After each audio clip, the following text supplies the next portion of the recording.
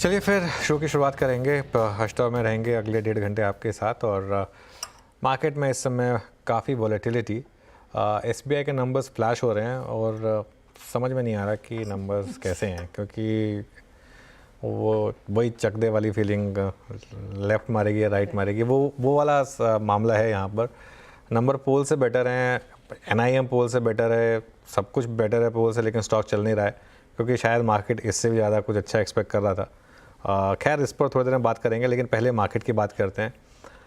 2 cues हम expect कर रहे थे हर्षदा आज, एक तो आउट ऑफ द वे हो गया। हाँ। एसबीआई इतना यहाँ पर बवाल मचा और खाया पिया कुछ नहीं, गिलास थोड़ा बाहर आने वाली बात है इस समय। 2% स्टॉक नीचे। चाइना का पैकेज, वो दूसरा जो क्यू था उसकी हम एक्सपेक्टेशन लगा के बैठे हैं अभी भी। अगर वहाँ से भी मामला फंस आ गया तो फिर बहुत इंटरेस्टिंग होगा। हालांकि उसमें मुझे लग रहा है मंडे को ही रिएक्ट कर पाएंगे, जब तक वो आएगा फाइनल, जब तक सारे डिटेल आएंगे तब तक I think Monday he react करेंगे हम।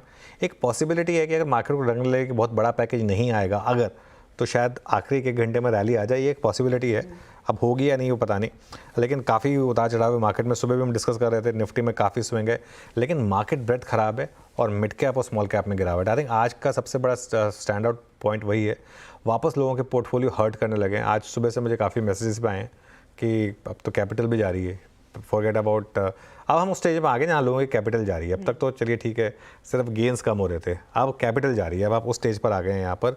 और एक सिर्फ आईटी है जो टिका हुआ है। आईटी ने इनफैक्ट पूरे कोलैप्स से बचा लिया मार्केट को। एडवांस डिक्लाइन भी खराब 1:25 पर। आईटी देखिए इस समय आपको दिखाई देगा स्क्रीन पर, ये एक लौता इंडेक्स है जो एक अच्छे खासे गेंस है, ऑफ हाइज लेकिन फिर भी अच्छे गेंस है। लेकिन सबसे बड़ी जो दिक्कत बन रही है मार्केट के लिए वो है सबसे बड़ा स्टॉक रिलायंस। और मैं 10 सेकंड रिलायंस पर एक्स्ट्रा स्पेंड करूंगा आज। पहला स्टॉक लार्ज कैप स्पेस में है हर्षदा जो बेयर मार्केट टेरिटरी में आया है। बेयर मार्केट टेरिटरी की डेफिनेशन होती है अपने ऑल टाइम हाई से 20% नीचे। रिलायंस ने आज की करेक्शन के साथ 20% की करेक्शन पूरी की है। जी हाँ, 20% रिलायंस करेक्ट हो चुका है अपने हाई से, जिसमें से 8% तो पिछले 1 महीने में ही आया है। तो ये क्लियरली मार्केट के लिए एक थोड़ा सा दिक्कत का सबब बना हुआ है, इसने काफ़ी प्रेशर डाला। Good afternoon. गुड आफ्टरनून अनुज। जिस तरह की तस्वीर है, सुबह में लगा था कि शायद हम 24,250 के लेवल को होल्ड कर पाए, वो फॉर अ बिट देखने को मिला। 2 अटेम्प्ट्स थे रिकवरी के, दोनों फेल हुए। अब इस समय फिर इस हफ्ते की में जिस तरह की मारकाट मची हुई है, और स्पेशली जो हमने 23,800 का लो इसी हफ्ते 4 तारीख को देखा, उससे जितनी दूरी बनाएंगे आई एम श्योर वो पॉजिटिव रहेगा। लेकिन आज क्लोजिंग के लिहाज से रणनीति क्या होनी चाहिए, कुछ कैसे अपने आप को पोजीशन करें? ठीक है हर्षदा, आज सुबह बात हुई थी हमारी कि मार्केट में आज फर्स्ट सपोर्ट और फर्स्ट रेजिस्टेंस के बीच में हम घूमेंगे। 24,050 के करीब हमने फर्स्ट सपोर्ट मेंशन किया था और 24,270 फर्स्ट रेजिस्टेंस था। आप आज का हाई और लो देख लीजिए। आज का लो 24,066, आज का हाई 24,276। तो वो I think typical post expiry day वाला प्राइस बिहेवियर आज मार्केट ने अब तक दिखाया है कि क्योंकि मार्केट के पास ना तो ट्रिगर था फर्स्ट रेजिस्टेंस तोड़ने का, ना मार्केट के पास ट्रिगर था फर्स्ट सपोर्ट तोड़ने का। तो मार्केट ने आज वही किया, फर्स्ट सपोर्ट और फर्स्ट रेजिस्टेंस में घूमा। अच्छा अभी क्या है ना, अभी कहना आसान है कि फर्स्ट रेजिस्टेंस के पास बेच लीजिए, फर्स्ट सपोर्ट के पास खरीद लीजिए। इतनी वॉलेटिलिटी है कि हर खरीद बीच पे आपको कहीं ना कहीं मार्केट ने पनिशमेंट दी होगी। तो सपोर्ट वही रहेगा 24,050 से 24,100 और रेजिस्टेंस वही रहेगी 24,250 से 24,300। मुझे लग रहा है मंडे को मार्केट के पास कोई एक्सक्यूज़ नहीं बचेगा एक डिसाइसिव मूव ना लेने के अलावा, क्योंकि मंडे तक आप चाइना का पैकेज, एसबीआई के नंबर सब कुछ फैक्टर इन कर चुके होंगे। मंडे को एक फ्रेश मूव मार्केट शायद ले। और मुझे तो ऐसी फीलिंग आ रही है कि मार्केट अभी टाइम बाय कर रहा है, लेकिन अगर नवंबर 4 का लो होल्ड करा, अगर बड़ा अगर होल्ड करा तो एक वापस अटेम्प्ट हो सकता है उस 20 डे पर जाने का 24,500 का अगले हफ्ते। ये एक थ्योरी बन रही है मार्केट में। बैंक निफ्टी की जहाँ तक बात है, बैंक निफ्टी तो बहुत ही वोलेटाइल रहा है, मतलब बहुत ही स्टेबल रहा है 2 दिन से, एक बहुत ही नैरो बैंड में। कल कुल मिलाकर 200 पॉइंट की रेंज थी बैंक निफ्टी की। आज भी ऑलमोस्ट देखेंगे अगर आप तो हाई और लो के बीच में कोई बहुत ज़्यादा डिफरेंस नहीं है। कुल मिला के 500 पॉइंट की रेंज रही है बैंक निफ्टी की। तो आपका 51,500 के करीब सपोर्ट है, 52,000 पर रजिस्टेंस है मार्केट में। लेकिन क्लियरली ये मार्केट आपकी पेशेंस टेस्ट कर रहा है।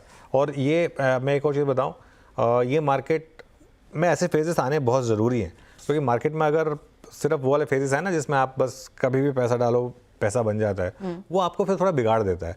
ये वाले जो फेजेस है ना, इसमें मार्केट आपकी कन्विक्शन टेस्ट करेगा, उसके बाद शायद पैसा बने। अच्छा, 1-2 स्टॉक में डिस्कस करना चाह रहा था एक तो लेकर आई आप SBI और एक लेकर आई आप अशोक लेलैंड।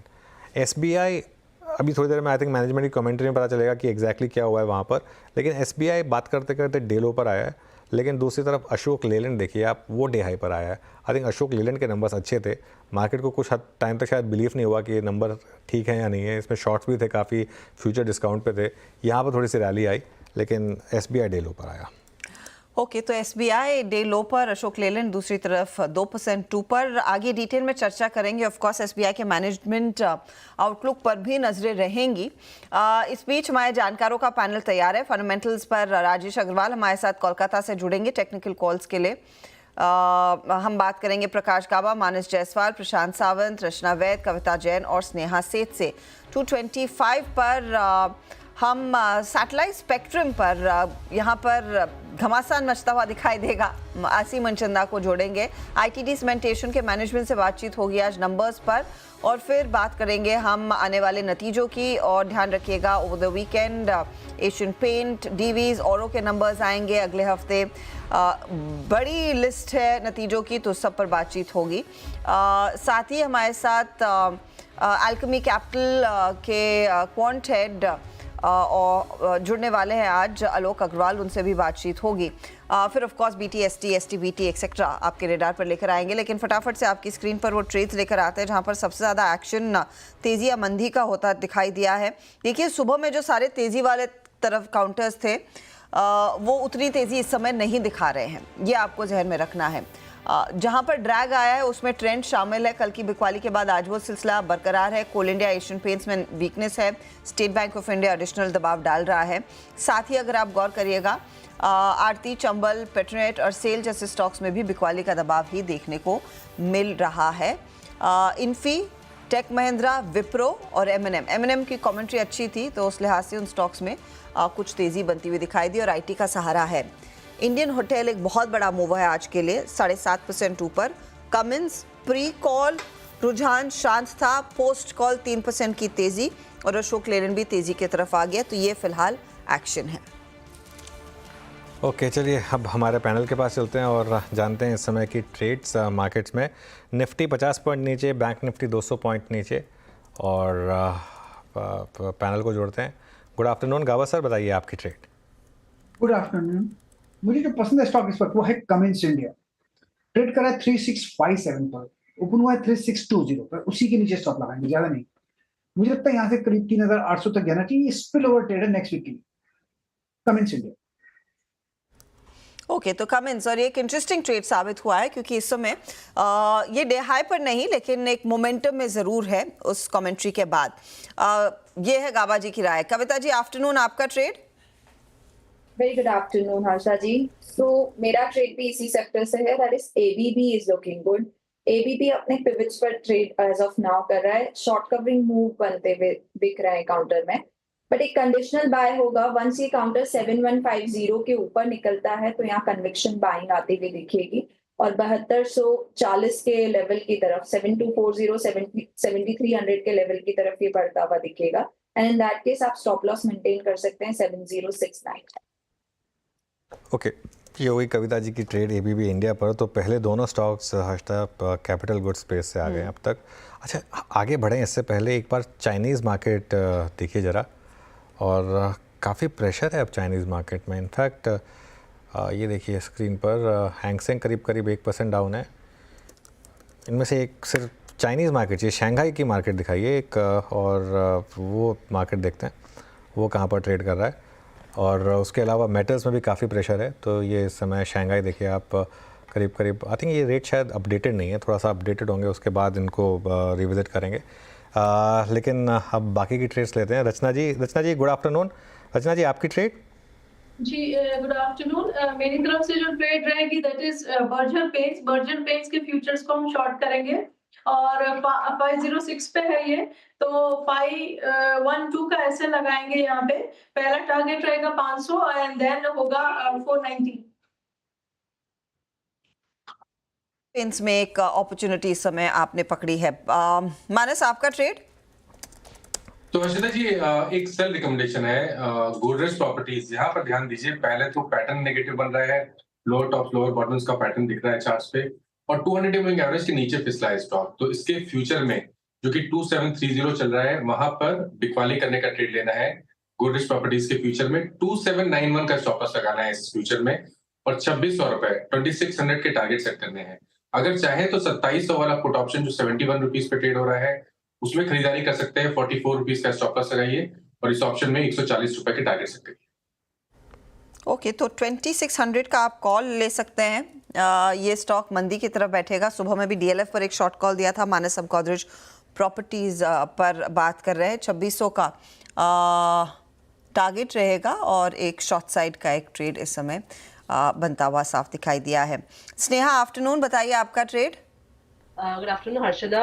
अगर आप इंडिविजुअल काउंटर्स में देखें तो मध्यम ये काउंटर मुझे सेल के लिए काफी अच्छा लग रहा है। यहाँ पे अगर आप देखें काफी अच्छी राइटिंग है कॉल्स में, 185 और उसके ऊपर के सारे ही स्ट्राइक्स में राइटिंग आ रही है।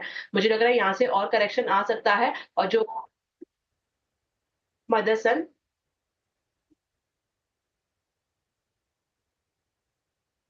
यहाँ पे और लग रहा है करके कि करेक्शन एक्सटेंड हो सकता है टुवर्ड्स 169 168। तो यहाँ पे सेल करा जा सकता है। ऑप्शंस के थ्रू भी 175 की पुट ऑप्शन बाय किया जा सकता है करंट लेवल्स पे।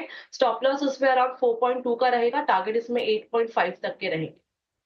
संवर्धन मदरसन, यहाँ भी नंबर से पहले वीकनेस काफ़ी बढ़ती हुई, 3% स्टॉक नीचे। राजेश अग्रवाल को जोड़ते हैं अब। Rajesh ji, good afternoon. राजेश जी, आपकी स्टॉक पिक लें इससे पहले एक नज़र या एक व्यू आपका एसबीआई पर नंबर्स के बाद। गुड आफ्टरनून अनुज जी, हर्षदा जी, बाकी भी जो पैनल में मित्रगण है, सबको नमस्कार। एसबीआई की अगर बात करूं तो सारे पायदान पे अगर आप देखो तो नंबर में बीट्स आया है, चाहे वो टॉप लाइन हो, बॉटम लाइन हो, एसेट क्वालिटी हो, सब में बढ़त देखी गई है। आगे आने वाले दिनों में बॉन्ड से रुपए उठाने की बात कर रहे हैं। मुझे लगता है जो आज गिरावट आई है ये सिर्फ बाजार के कारणों से आई है, न कि उनके नतीजों के कारण। नतीजों के हिसाब से तो बाजार एसबीआई में ऊपर की चाल होनी चाहिए थी। अगर किसी भी कारण से ये स्टॉक 820 825 तक आता है तो मैं खरीदारी की सलाह। ओके, तो ये डिप्स पर शायद खरीदारी का कॉल रहेगा। नंबर्स के हिसाब से आपने सही कहा कि स्टॉक होना चाहिए था ऊपर लेकिन है नीचे। आप क्या स्टॉक वैसे हमारे लिए आइडेंटिफाई करके आए थे Rajesh ji? Good afternoon. Good afternoon Harshada ji. Stock के लिहाज से बात की जाए तो मुझे लगता है इंडियन होटल्स के साथ जाना चाहिए। जो नंबर्स आए बहुत शानदार आए। रेवेन्यू में 16% की बढ़त, एबिटा 30% के आसपास, और मैनेजमेंट ने क्लियरली कहा है कि अक्टूबर अच्छा गया है, नवंबर दिसंबर अच्छे जाने की उम्मीद है। करीब करीब 48 लाख शादियां हैं इस सीजन में, और डबल डिजिट रेवेन्यू ग्रोथ की गाइडेंस दी है। बैलेंस शीट बहुत स्ट्रांग है। करीब अगर मैं सही हूं तो 2460 करोड़ के आसपास पहली तिमाही के अंत में ग्रॉस कैश था। और सबसे अच्छी बात है कि hospitality sector as a whole बहुत अपसाइकिल में है, और रूम डिमांड जो है आने वाले दिनों में मुझे लगता है कि 9 से 12% के CAGR के हिसाब से ग्रो करेगी। आज की डेट में अगर आप इनके देखेंगे तो 350 होटल है, जिसमें 232 ऑपरेशनल है और 118 पाइपलाइन में। ब्रांड बहुत शानदार है, और ताजसैट की मर्जर कोऑर्डिनेशन के बाद तो मुझे लगता है और भी अच्छे नंबर्स आने लगेंगे। कम से कम 800 सवा 800 के टारगेट आने वाले 6 महीने में बिल्कुल संभव है। यहाँ पे खरीदारी की सलाह रहेगी। ओके, अच्छा, ऐसा नहीं है कि मार्केट हर मतलब ख़राब नंबर को इग्नोर कर रहा है। कल महिंद्रा को भले ही इग्नोर किया, लेकिन आज अच्छी रैली आई उसमें हर्षदा। उसके अलावा आज इंडियन होटल्स में अच्छी रैली आई। इनफैक्ट सुबह एक बार की लग रहा था कि शायद ना उसको मार्केट रिस्पेक्ट करने के मूड में हो, लेकिन एक बार सुबह की बस कवरिंग खत्म हुई उसके बाद ओपनिंग टिक में थोड़ा सा फिसलने लगा, ओपनिंग टिक में थोड़ा फिसला, उसके बाद वन वे रैली 8% के करीब की रैली। पेज इंडस्ट्रीज देखिए आप, पेज इंडस्ट्रीज के में नंबर्स देखिए आप, 7% के करीब का मूव आया पेज इंडस्ट्रीज में, और ये मेरे ख्याल से आज का सबसे बड़ा आउट परफॉर्मर है, क्योंकि ये फ्लैट खुला था स्टॉक, मेरे ख्याल से 1-1.5% ऊपर खुला था, और वहाँ से अच्छे मूव आए। यहाँ सुबह एक अपग्रेड भी आया था उस पर, इस वजह से। तो अशोक लेलैंड देखिए आप, अब अशोक लेलैंड भाग रहा है थोड़ा सा। तो ऐसा नहीं है कि नंबर्स पे कंप्लीट मार्केट अब मूड बना चुका है कि रिएक्ट नहीं करना है। कुछ अच्छे नंबर्स पर रिएक्ट भी कर रहा है। एसबीआई पे भी मेरा ये व्यू है कि एसबीआई में भी काफ़ी हद तक मार्केट शायद आजकल ना मार्केट में एक विस्पर नंबर होता है, मतलब एक तो पोल होता है और एक विस्पर नंबर होता है। तो पहले तो ये बात होती है कि नंबर वर्सेस पोल, अब नंबर वर्सेस विस्पर नंबर क्या है वो उसके ऊपर कई बात करने लगे हैं। जैसे कई मार्केट में घूम रहा था कि बहुत ज़्यादा बड़ा नेट प्रॉफिट नंबर आएगा, अब वो SBI की रिस्पॉन्सिबिलिटी नहीं है ना कि उस नंबर को मैच करे, वो तो उनकी रिस्पॉन्सिबिलिटी पोल मैच करने की भी नहीं है, लेकिन उन्होंने पोल तो मैच कर दिया। अब बाकी चेयरमैन साहब क्या बोलेंगे इसके ऊपर भी डिपेंड करेगा। अच्छा, मार्जिन मुझे अच्छा लग रहा है SBI का, मार्जिन में तो कोई दिक्कत नहीं है, तो फिर क्यों, क्या पोजीशनिंग उस हिसाब से स्टॉक की, ये ध्यान रखिएगा। स्टॉक पिछले कुछ समय भागा काफ़ी है, वीक मार्केट में 10% SBI भागा है, तो वो पोजीशनिंग का इम्पैक्ट हो सकता है। लेकिन अदरवाइज कल इसमें ज़्यादा मैच्योर रिएक्शन आएगा मेरे ख्याल से, कल मतलब मंडे को, सोमवार को। कल तो ट्रेड नहीं करेंगे हम, लेकिन कल इसमें शायद मैच्योर रिएक्शन आएगा। क्योंकि मैं वही डिपॉजिट का नंबर देख रही थी अनुज, और उसको लेकर सबसे ज़्यादा चिंता थी। डिपॉजिट ग्रोथ अगर 9% की है और उसके सामने लोन ग्रोथ भी आपकी 15% की है, नंबर्स वैसे उस रेशियो में ठीक हैं। डिपॉजिट ग्रोथ इससे बेहतर होती तो और अच्छा रहता, लेकिन इस तरह के मार्केट में जहाँ पर सब कोई स्ट्रगल कर रहा है डिपॉजिट रेस करने के लिए, 9% इज नॉट बैड। अब चार्ट्स पर पढ़ना ज़रूरी है। मानस, स्टेट बैंक ऑफ इंडिया का चार्ट खोलिए और बताइए इसमें हो क्या रहा है। प्री पोजिशनिंग थी, इसीलिए पोजिशंस वाइंड डाउन हो रही हैं, अब कैसे देखा है आपने इसको? देखिए, अगर हम करीब 7-8 सेशन देखें तो बहुत ही बढ़िया rally state bank of India में देखने को मिली है। 780 से लेकर 860 तक की रैली थी। एक तरह का आउट परफॉर्मेंस था, क्योंकि निफ्टी में करेक्शन देखने को मिल रहा था, लेकिन यहाँ पर एक बढ़िया स्मार्ट रैली देखने को मिली। आज के मूव को हम केवल एक करेक्शन की तरह देखते हैं। शायद ये करेक्शन थोड़ा सा डीप और हो, 20-डे मूविंग एवरेज जो कि 820 से 822 रुपए के आसपास है, उसको स्टॉक टच करने की कोशिश करें। लेकिन अगर हम मीडियम टर्म की बात करें तो स्ट्रक्चर पॉजिटिव लगता है, और मैं अभी भी उम्मीद करता हूँ कि अगर 820-825 की रेंज में स्टॉक आए तो वहां पर खरीदारी करने के मौके होंगे। 780 के साथ 2 से 3 मंथ का टाइम फ्रेम बना के खरीदारी करनी चाहिए। सबसे पहले 900 रुपए और उसके ऊपर 930 तक के टारगेट्स पॉसिबल हैं। ओके, अच्छा एक बार रिलायंस को डिस्कस करते हैं अब, क्योंकि क्लियरली अब फिर से डील ऊपर रिलायंस और फिर से मार्केट के ऊपर प्रेशर रिलायंस की वजह से। कंट्रीब्यूशन प्लेट एक बार रिलायंस, एक बार मार्केट निफ्टी के देखते हैं और एक बार इसका रिलायंस का 52 वीक हाई और लो वो देखते हैं। 2 प्लेट देखते हैं, उसके बाद डिसाइड करेंगे। देखिए 22 पॉइंट रिलायंस कंट्रीब्यूट कर रहा है, हालांकि अभी भी सबसे ज़्यादा कंट्रीब्यूशन ICICI बैंक का है, करीब 32 पॉइंट ICICI बैंक कंट्रीब्यूट कर रहा है। और अब एक बार रिलायंस का 52 वीक हाई और 52 वीक लो देखते हैं। ध्यान रखिएगा ये एडजस्टेड प्राइस है, क्योंकि एक बोनस इशू था यहाँ पर। 1608 का इसका हाई था जो लगा था 8 जुलाई को, 8 जुलाई 2024 को, तो ये मार्केट से पहले गिरना शुरू हुआ है, ठीक है। और इसका 52 वीक लो था करीब 1149। अब 52 वीक लो में ज़्यादा बचा नहीं है, 130 रुपये के करीब बचे हैं टेक्निकली में, 10% हो रहे हैं यहाँ से, लेकिन 20% एग्जैक्टली अब ये स्टॉक यहाँ से अपने 52 वीक हाई से गिर चुका है। राजेश जी, क्या सता रहा है मार्केट को रिलायंस को लेकर? क्या वो स्टारलिंक की एंट्री हो सकती है, क्या कुछ और है, क्या ये डीमर्जर में अब तक क्लैरिटी नहीं आई वो है, क्या कुछ और है जो हमको अभी पता नहीं चल रहा है? देखिए, जो चिंता बाजार को है वो इस बात के रिजल्ट्स पे थोड़ा सा दबाव था उसको देख करके है, लेकिन मैं समझता हूँ कि ये ज्यादातर इस वजह करके है कि बाजार में कमजोरी पिछले कई दिनों से चल रही है। 1 लाख करोड़ की जो सेलिंग FII की हुई उससे बाजार के सेंटीमेंट बहुत बिगड़ चुके हैं, लिक्विडिटी निकल गई है, फेड की तरफ से 2 बार कट आ गए, RBI की तरफ से कोई क्लियरेंस है नहीं। ये सब चीजों का प्रभाव रिलायंस जैसे दिग्गज पे पड़ रहा है। लेकिन मेरा अपना ये मानना है कि किसी को अगर 2 साल की होराइजन से खरीदारी करना हो तो इससे अच्छा मौका हो नहीं सकता है।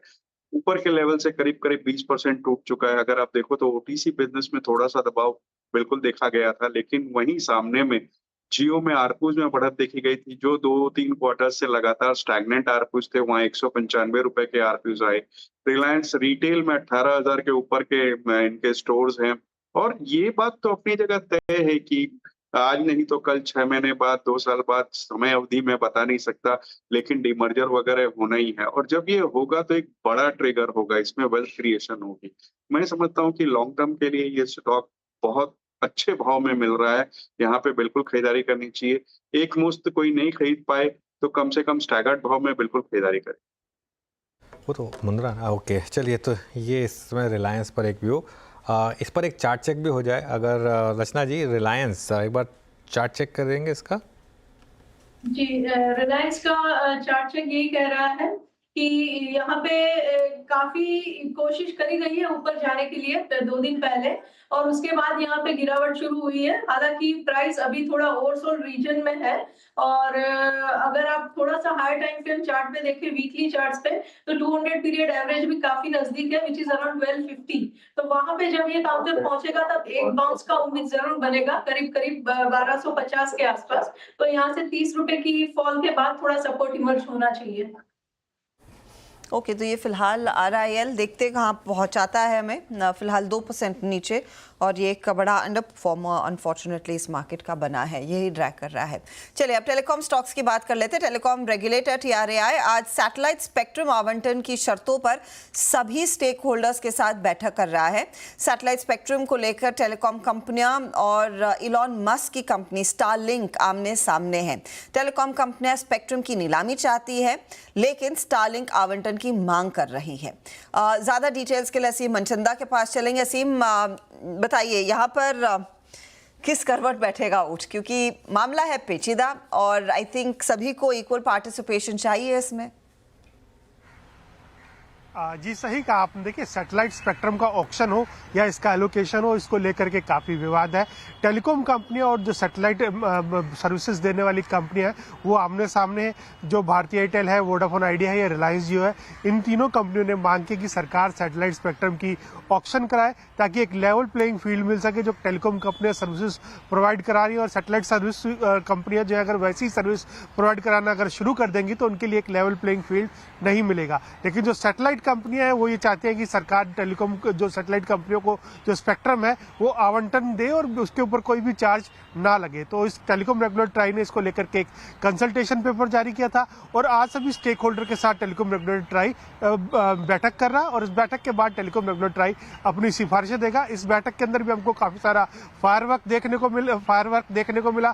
टेलीकॉम कंपनियों की लगातार यही मांग थी कि ऑक्शन ही कराया जाए इसका, ना कि इसका स्पेक्ट्रम का जो आवंटन है वो किया जाए। लेकिन जो हमें सूत्र बता रहे हैं कि दूरसंचार विभाग ने इसके आवंटन के लिए पूरी तैयारी शुरू कर दी ऑलरेडी और 25 दिसंबर तक टेलीकॉम जो सैटेलाइट कंपनी है उसको स्पेक्ट्रम का आवंटन कर दिया जाएगा। एलन मस्क को भी लगता है कि स्पेक्ट्रम का आवंटन ही होगा।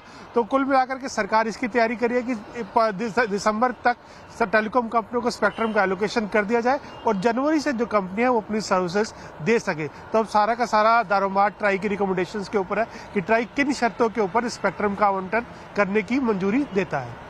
ओके असीम, बहुत बहुत शुक्रिया। तो ये एक इम्पॉर्टेंट स्टोरी जिस पर कुछ डेवलपमेंट्स यहाँ पर आई। अच्छा एक बार वापस आते हैं SBI पर। SBI का स्टॉक एक बार वापस लेकर आइए इंटरडे में। फ्रेश स्लिपेजेस SBI की आई हैं 4,871 करोड़, मार्केट पर करा था 4,000 करोड़ के करीब। आई थिंक ये शायद एक नंबर है जो थोड़ा सा मार्केट को ख़राब लगा हो, क्योंकि पिछले क्वार्टर में बात ये हुई थी कि वो स्लिपेजेस काफ़ी हद तक फ्रंट लोड कर दी गई हैं, तो इस क्वार्टर में शायद इतने स्लिपेजेस ना आए। लेकिन उस हिसाब से थोड़ा सा एक मार्केट का मूड माहौल ख़राब है, पोजीशनिंग थोड़ी सी हो सकता है पॉजिटिव साइड की रहा हो इसकी वजह से। लेकिन फ्रेश स्लिपेज नंबर जो है वो slightly on the elevated side आया कंपेयर टू जो मार्केट शायद एक्सपेक्ट कर रहा था उसके साथ। अनुज, लेकिन इतने बड़े बैंक के लिए 800 करोड़ की स्लिपेज बढ़ना क्या ओवर रिएक्शन नहीं है, या फिर मार्केट वही बहाने ढूंढ रहा है? हाँ, कहने को 800 करोड़ है लेकिन कंपेयर टू एस्टिमेट 20% है, तो उस हिसाब से प्लस पोजीशनिंग भी भाजपा काफ़ी स्ट्रांग हो गई। तो जैसा मैं कह रहा हूँ ना, विस्पर नंबर पूरी स्ट्रीट में बात चल रही थी कि SBI के तोड़फोड़ नंबर आएंगे। तो आप इस तरीके से वो बन जाता है ना, किसी एक रिजल्ट के आसपास एक चैटर बन जाता है कि बहुत तोड़फोड़ नंबर आएंगे, तो उसके बाद फिर तोड़फोड़ नहीं आएंगे तो फिर स्टॉक टूटेगा फिर। तो वो इसके लिए ये बेसिकली यही नंबर अगर SBI 2 महीने पहले वाली मार्केट में लाया होता तो आज 3% ऊपर होता। लेकिन अभी मार्केट का हाल दूसरा है, तो इसके लिए मार्केट को वाव फैक्टर चाहिए इस समय। वाव फैक्टर अगर आएगा तभी मार्केट में स्टॉक चलेंगे, खासतौर से बहुत ज़्यादा लिक्विड ट्रेडेड स्टॉक्स। देखिए क्या है, पेज इंडस्ट्रीज या इंडियन होटल्स, इनमें वॉल्यूम इस लेवल के नहीं होते या पार्टिसिपेशन इस लेवल का नहीं होता। इन स्टॉक्स में फिर भी कभी मार्केट इधर उधर हो जाएगा। SBI जैसे स्टॉक जहाँ पर इतना मैसिव वॉल्यूम हो, जहाँ इतना ज़्यादा इंस्टीट्यूशनल पार्टिसिपेशन हो, वहाँ आपको कोई बहुत बड़ा वाव फैक्टर चाहिए स्टॉक्स को मूव कराने के लिए। तो जैसे लीवर है फॉर एग्जांपल, एशियन पेंट्स, अब एशियन पेंट्स के नंबर आएंगे फॉर एग्जांपल, एशियन पेंट्स में कोई वाव फैक्टर चाहिए तभी स्टॉक चलेगा, या फिर कोई एकदम घटिया नंबर आ जाए तभी स्टॉक जो जिस तरीके से ऑलरेडी गिरा हुआ है वहाँ से और ज़्यादा गिरेगा। तो ये मेरे ख्याल से एक और रीज़न हो सकता है इस समय मार्केट में। और प्लस एक और चीज़ क्या हो रही है ना, इस समय मार्केट में कोई रैली टिकी नहीं रही है। जो लार्ज स्टॉक्स हैं उनमें किसी भी लेवल पर, आप जैसे सुबह लुपिन की बात हुई थी, सुबह लुपिन पे आप कहीं किसी एंगल से कंप्लेन कर ही नहीं सकते थे, वो वाले नंबर थे, नहीं चला स्टॉक। लेकिन आज सुबह बात हुई थी कि नहीं चलेगा लुपिन। तो ये मार्केट अब इस समय ऐसा आ गया कि जहाँ स्पेशली FI की डोमिनेंस बहुत ज़्यादा है वहाँ पर एफआई ऑलमोस्ट वेट कर रहे होते हैं कि अच्छे नंबर आए, हम हायर लेवल पे बेच देंगे। तो ये एक और रीज़न है। अच्छा, वो जब होने लगता है तो जो सामने लेने वाला है वो भी अपने हाथ खड़े कर देता है, उसको लगता है मैं क्यों खरीदूं, मैं जिस लेवल पे ले रहा हूँ। अब जैसे कल डीआईएस के नंबर्स एफआई के नंबर से काफ़ी कम थे, एफआई की जितनी सेलिंग हुई अब तक हम डीआईएस एब्जॉर्ब कर रहे थे। अब बियॉन्ड अपॉइंट डीआई को मिलेगा, तो मैं 5,000 करूँ, 6,000 खरीदूँ, 10,000 खरीदूँ, मैं जितना बढ़ाऊंगा उतना एफआई सामने बेचने को आ जाएगा, तो वो भी बियॉन्ड अपॉइंट कहेगा कि तो मैं इनको क्यों एग्जिट दूँ। तो वो आई थिंक इस समय वो कैट एंड माउस का गेम भी चल रहा है मार्केट में बेसिकली। चलिए, इस बीच वेदांता के नतीजे आ गए हैं। पॉजिटिव है स्टॉक, बहुत मामूली पॉजिटिविटी दिख रही है। पहले तो 1783 करोड़ के घाटे के सामने 4,352 करोड़ का मुनाफा आया है, लेकिन ध्यान रखिएगा इस मुनाफे में एक मुश्त आय है, एक वन टाइम गेन है 1868 करोड़ का, तो उसको आप डिडक्ट करके देखेंगे तो वो एक्चुअल मुनाफा रहेगा। दूसरी ओर कंपनी की आय में वैसे कुछ खास इजाफा है नहीं, आय तो घटी है, 37,171 करोड़ के आसपास ये फिगर आता हुआ दिखाई दिया है वर्सेस 38,546 करोड़, और ये वन टाइम गेन के चलते आपको इन्फ्लेटेड दिख रहा है। वैसे प्रॉफिट में 1868 करोड़ का एक वन टाइम गेन है। वो स्टॉक मामूली सी बढ़त दिखा रहा था, फिर से फ्लैट हो चुका है, 455 के आसपास ट्रेड करता हुआ। इनफैक्ट वेदांता और बाकी मेटल्स के लिए अग्रवाल जी, ये तो चाइना फैक्टर सबसे इंपॉर्टेंट रहेगा, राइट? उसी के बाद कोई ट्रेड बने? बिल्कुल, आपने कहा, सही कहा है कि चाइना फैक्टर इंपॉर्टेंट है, क्योंकि बहुत कुछ डिपेंड करता है मेटल स्पेस में, खास करके चाइना में कैसे होते हैं। बट ऐसे बहुत सारे ऑप्शंस हैं अभी भी मिड कैप वगैरह में, जहां पर हम एक्सपोजर ले सकते हैं, और जहां अच्छी परफॉर्मेंस आई है पिछले दिनों, रिजल्ट्स अच्छे आए, तो केस टू केस बेसिस पर डिपेंड करता है कि आप क्या कॉल लेते हैं। ओके, तो थोड़ा सा संभल कर चलिए। वेदांता इस समय एकदम फ्लैट ट्रेड कर रहा है, जिस पर कुछ और आगे डिटेल्स आएंगे, ब्रेकअप आएगा बिजनेस का, तो वो आपके सामने करेंगे पेश। तब तक मिड कैप इंडेक्स स्क्रीन पर रखते हैं। मिड कैप इंडेक्स अब लगभग 700 अंकों का नुकसान दिखा रहा है। यहाँ पर आप कह सकते हैं ना, जो गहरा नॉक वो आपकी स्क्रीन पर है। और आप देखिए आज कई ऐसे स्टॉक्स और स्पेशली वो पीएसयू काउंटर्स जिस पर हम सुबह में भी बातचीत कर रहे थे, आरवीएनएल, सेल, कोची शिपयार्ड जैसे काउंटर्स, अक्रॉस द बोर्ड यहाँ पर पीएसयू स्टॉक्स, निफ्टी का सीपीएसई इंडेक्स 1.5% नीचे खींच रहा है इस इंडेक्स को। हर्षदा, रेलवे स्टॉक्स की सुबह बात हो रही थी। आई थिंक जब मैं बात कर रहा हूँ, जैसे फॉर एग्जांपल अब मुझे पता नहीं आज कैसे कर रहा है, इरिडा का एक स्टॉक लेकर आइए, आगे जस्ट एन एग्जांपल है, मजगांव डॉक का एक बार लेकर आइए।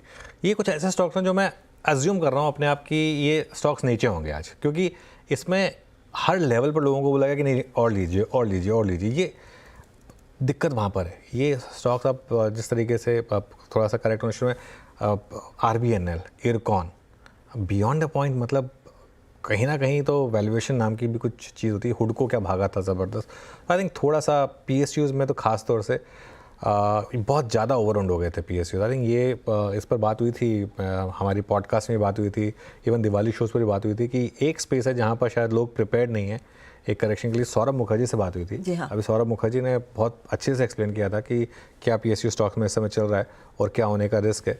ये समय एग्जैक्टली वही रिस्क प्ले आउट हो रहा है यहाँ पर। अग्रवाल जी, आप भी पोजीशंस अपनी काट रहे हैं क्या पीएसयू कंपनियों में, स्पेशली रेलवे काउंटर्स?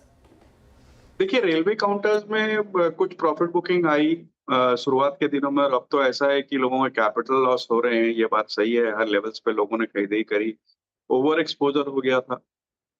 सबसे बड़ी बात है कि वैल्यूएशन बहुत स्ट्रेच्ड हो गए थे। अगर आप देखो तो आज भी इनकी ऑर्डर बुक्स अच्छी है, जिस तरीके से सरकारी रवैया है रेलवे को एक्सपैंड करने का, नए वैगन ऑर्डर, नए station development and all this things, but लेकिन फिर भी वैल्यूएशन कहीं ना कहीं मैटर करते हैं और बहुत एक्सपैंड हो गए थे। मुझे लगता है कि अभी भी थोड़ी सी कट यहाँ बिल्कुल आ सकती है। इन सारे पैक में एक ही स्टॉक है जो मुझे स्टैंड आउट करता हुआ नजर आता है, वो आईआरसीटीसी का है, क्योंकि अगर आप देखो तो दूसरे रेलवे स्टॉक्स के वनिस्पत वो उतना चला भी नहीं। और सबसे बड़ी बात है कि अगर आप उसके चारों डिवीजन, फिर वो रेल नीर के हो, टिकटिंग के हो, टूरिज्म के हो, केटरिंग के हो, सारे ही अच्छे चल रहे हैं और डेट फ्री कंपनी है। और जिस तरीके से नई ट्रेन लॉन्चेस वगैरह हो रही है, उससे मुझे लगता है कि इससे सीधे सीधे फायदा होने वाला है। अब ऊपर के लेवल से अगर आप देखो तो 1200 तक जाकर के ये 800 आ गया है, मुझे लगता है बहुत कंफर्टेबल जोन पे है। यहाँ पर थोड़ी सी मध्यम से लंबी अवधि की अगर बात की जाए तो 1100 के टारगेट से यहाँ पे खरीदारी की जा सकती है आने वाले 1 साल के लिए। आईआरसीटीसी शायद एक अपॉर्चुनिटी रह सकती है डिप्स पर खरीदे, और ये स्टॉक भी अब देखिए 834 के आसपास ट्रेड करता हुआ। चलिए अब बात करते हैं आईटीडी सीमेंटेशन की। नंबर्स हमने देखे हैं और एक बार मैं आपके लिए रिकैप भी कर देती हूँ। कंपनी ने Q2 के नतीजे वैसे जो पेश किए वो मजबूत थे। 24% आय बढ़ी, मुनाफा 34% बढ़कर आया है।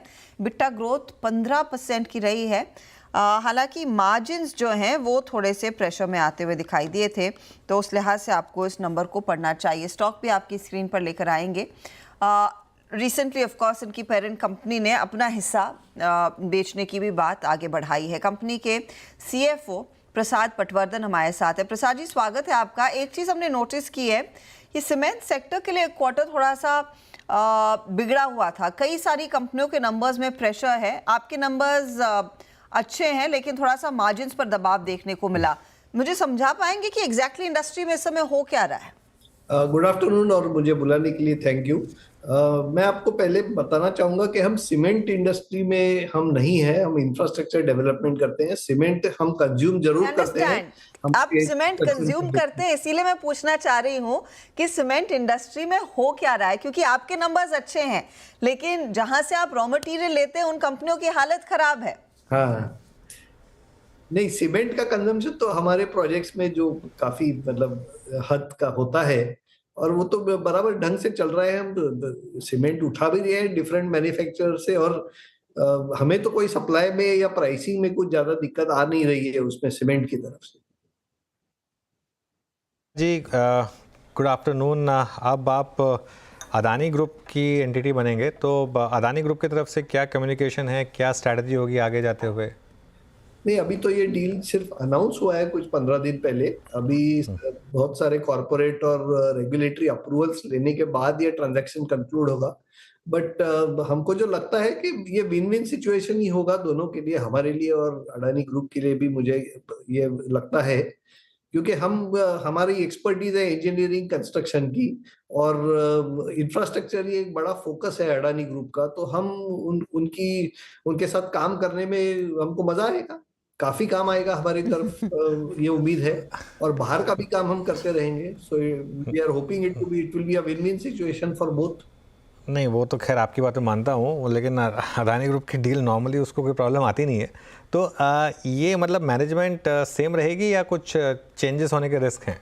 नहीं, ये बहुत जल्दी है अभी बताना, क्योंकि अभी ट्रांजैक्शन पूरा कंप्लीट नहीं हुआ है, तो इसके बारे में अभी कुछ कहना मुश्किल होगा। ओके, तो फिर मैं कोर बिजनेस पर आती हूँ सर। FY25 इस क्वार्टर में बेहतरी देखने को मिली। आपने इनफैक्ट कहा है आपके नंबर्स अच्छे हैं, आपका सीमेंट कंजम्पशन अच्छा, ऑब्वियसली वो आपके ऑर्डर बुक में भी रिफ्लेक्ट कर रहा है। तो एज ऑफ 30 सितंबर आपकी ऑर्डर बुक कहाँ पर पहुंची है, क्या विजिबिलिटी है और उस बेसिस पर FY25 के लिए आउटलुक क्या होगा? एज ऑफ सितंबर हमारी ऑर्डर बुक करीब 18,000 करोड़ है। सितंबर क्वार्टर के बाद में हमको एक करीब 1,600 करोड़ का काम भी मिला है और हमको उम्मीद ये है कि इस साल में हम पिछले साल के मुकाबले करीब 20 से 25% का ग्रोथ टॉप लाइन में हम जरूर कर पाएंगे। तो आप लगभग 8,000 से 10,000 ऑर्डर इनफ्लोज और बैंक कर रहे थे उस पर, वो आप इसमें जोड़कर कह रहे हैं या फिर वो अतिरिक्त और उम्मीद है आएंगी आपके हाथ में? नहीं, अभी तो इस साल में तो हमको करीब 3,800 3,900 करोड़ के ऑर्डर्स मिले हैं। अभी नवंबर से लेके मार्च तक हमको उम्मीद है करीब 5-6-7 हजार करोड़ के ऑर्डर और हमें मिलने चाहिए। और ऑर्डर पाइपलाइन काफी स्ट्रांग है, काफी सारे टेंडर्स निकल के आ रहे हैं, हम बिडिंग भी कर रहे हैं, तो ऑर्डर्स की विजिबिलिटी काफी अच्छी है। अभी वो टाइमिंग थोड़ा देखना पड़ेगा, अभी कौन से क्वार्टर में या कौन से महीने में टेंडर निकलता है और बिडिंग कैसे होता है। बट ओवरऑल सिनारियो और ऑर्डर पाइपलाइन हमको बहुत अच्छी दिखती है अभी। तो इसको अगर टॉप लाइन और एबिडा में ट्रांसलेट करें तो किस तरह के नंबर्स आप डिलीवर कर सकते हैं फिर? वेल, अभी तो हम रिपोर्ट कर रहे हैं अराउंड 10% एबिडा और हमारी उम्मीद यही है कि 10 से ऊपर हम थोड़ा इम्प्रूव करते रहे उसको और उसी एंडेवर में हम लगे रहते हैं। तो इस साल के लिए मुझे अनुमान है कि अराउंड 10 to 11 के बीच में एबिडा मार्जिन हमारा होना चाहिए and we hope to see it growing as we go head. अच्छा, इस समय क्या रेवेन्यू मिक्स वैसा ही है जैसे पहले से रहा है, जहां पर 50% आपके सरकारी ऑर्डर्स रहते हैं और फिर आप नियरली 39-40% काम प्राइवेट कैपेक्स के लिए कर रहे हैं? ज्यादा ट्रैक्शन और ज्यादा डिलीवरी कहां पर देखने को मिल रही है ऑर्डर्स में, प्राइवेट साइड पर या फिर वो सरकारी ऑर्डर्स ही हैं? नहीं, इंफ्रास्ट्रक्चर डेवलपमेंट तो ज्यादा करके गवर्नमेंट पुश के थ्रू ही होता है। अभी मतलब हिस्टोरिकली हम देखें तो अराउंड 80-85% हमारा गवर्नमेंट या पीएसयू का ऑर्डर फ्लो होता है, 15 से 20% हमारा प्राइवेट सेक्टर होता है। अभी इस बार क्या हो रहा है कि ऑर्डर बुक में हम जो एक गंगा एक्सप्रेसवे का काम कर रहे हैं वो हमारे लिए प्राइवेट ऑर्डर है, because that order we have got from Adani group. तो इसके लिए क्लासिफिकेशन उसका प्राइवेट में होता है। इसके लिए ऑर्डर बुक में अभी आप स्प्लिट देखेंगे तो प्राइवेट सेक्टर अराउंड 40% है। प्रसाद जी, मैं फाइनल सवाल फिर आपसे ये पूछना चाहूंगी, क्योंकि आप इस पर्टिकुलर जो ऑर्डर आपने मेंशन किया वो अदानी ग्रुप के जरिए आया है, तो ऐसे ही कई सारी सिनर्जीज फिर आप देख रहे हैं अदानी ग्रुप के लिए। क्या अदानी ग्रुप के खुद के प्रोजेक्ट्स पर भी आप काम करते हुए दिखाई देंगे? क्या वो समझना ठीक है? वो तो हम अभी भी कर रहे हैं, हम काफी प्रोजेक्ट्स उनके लिए अभी भी कर रहे हैं। तो हम उनके लिए मरीन के काम कर रहे हैं, हम कोलंबो में काम कर रहे हैं उनके लिए, विजिंजम में काम कर रहे हैं, और भी कई जगह हम काम कर रहे हैं उनके। तो उनके भी काम आते रहेंगे और हम बाहर के भी काम करते रहेंगे। बहुत बहुत शुक्रिया प्रसाद जी हमारे लिए समय निकालने के लिए। तो आईटीडी सीमेंटेशन करीब 0.5% ऊपर, ऑर्डर बुक्स में कोई कमी नहीं है। ऑफ कोर्स अब ये अदानी ग्रुप कंपनी हो गई है, जब हो जाएगी बस ऑफिशियल कॉन्फर्मेशंस की। बिल्कुल, एक काम करते हैं, अब जरा एसबीआई की प्रेस कॉन्फ्रेंस में थोड़ा डिप करते हैं, क्योंकि देखते हैं चेयरमैन साहब क्या कह रहे हैं वहाँ पर। Grow 11 to 12% and credit by 12 to 13% in FY25. RBI has ensured that system liquidity remains comfortable by conducting two-way market operations. As far as our bank's results is concerned, we have once again delivered a good set of numbers. At the end of Q2 FY25, our credit growth was 14.93% year on year. Deposit growth was 9.13% year on year, while the CD ratio domestic is at around 67.87%. Importantly, our slippage ratio was 0.51%, with retail slippage ratio at 0.31%. Credit cost was 0.38% and PCR is all-time high of 75.66%. The profit for the current quarter is 18,331 crores, up almost by 28% year on year.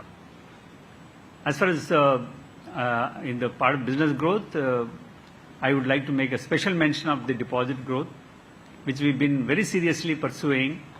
At the end of Q2 FY25, deposits have crossed a milestone of 50 trillion rupees. I think this is a milestone which we crossed, and we stand at 51.17 trillion. We serve more than 50 crore customers. We are humbled to serve 1 out of every 3 Indians, but I take pride in saying that SBI in some manner touch every Indian family. The total deposits have grown by 9.13% year on year to 51.17 trillion. Term deposits have grown by 12.51% in year on year. Our current account deposits have grown by 10.05% year on year. And CASA remain at, grown by 4.24%, and we have maintained CASA ratio at more than 40%. So this is a good deposit story in our view. As far as credit growth is concerned, I am pleased to advise that the credit growth continues to be robust across all segments. Our domestic advances have grown by 15.55% year on year, driven by 18.35% growth in corporate, 17% in agriculture, and another 17% in SME, and 12.32% in retail segments. Our foreign offices advances have grown by 11.56% year on year in rupee terms. As regards asset quality, slippage ratio, as I mentioned earlier, is 0.51%, while the credit cost for Q2 FY25 stood at 0.38%. The net NPA ratio improved by 11 basis points year on year, stands at 0.53%.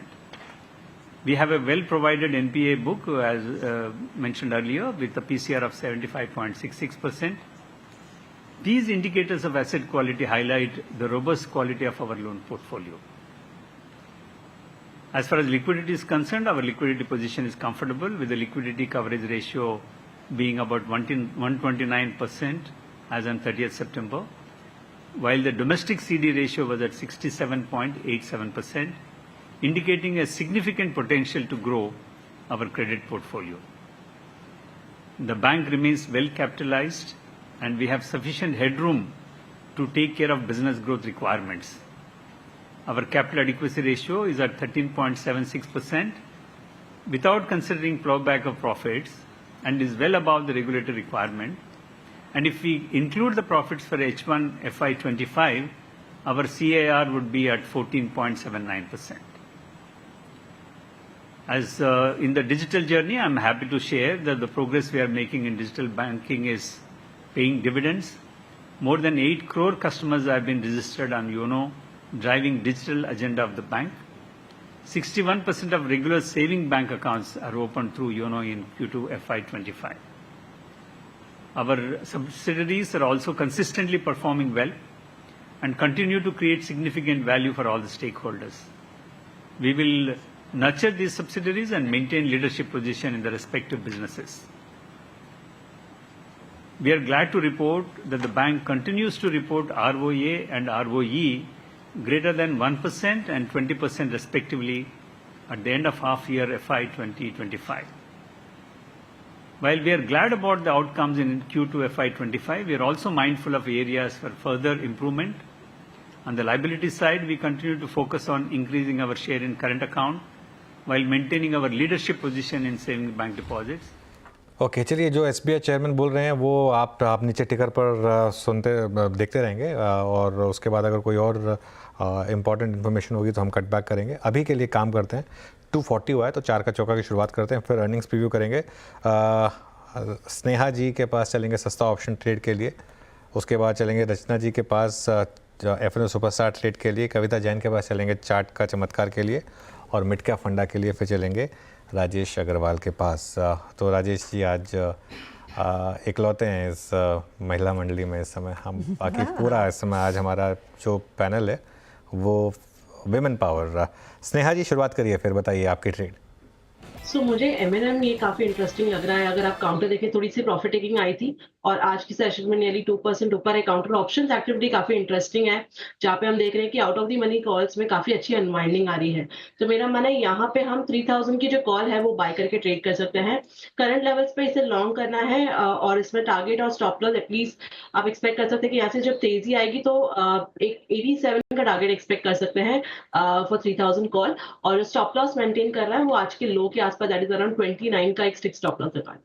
Okay, meanwhile वो China का अब news आ रही है हर्षदा, और वो करेंगे $240.6 billion. अब ये पता इसमें इशू क्या है ना, अब जैसे मार्केट में बात हो रही थी कि $1700 बिलियन तक का ओवरऑल पैकेज आएगा.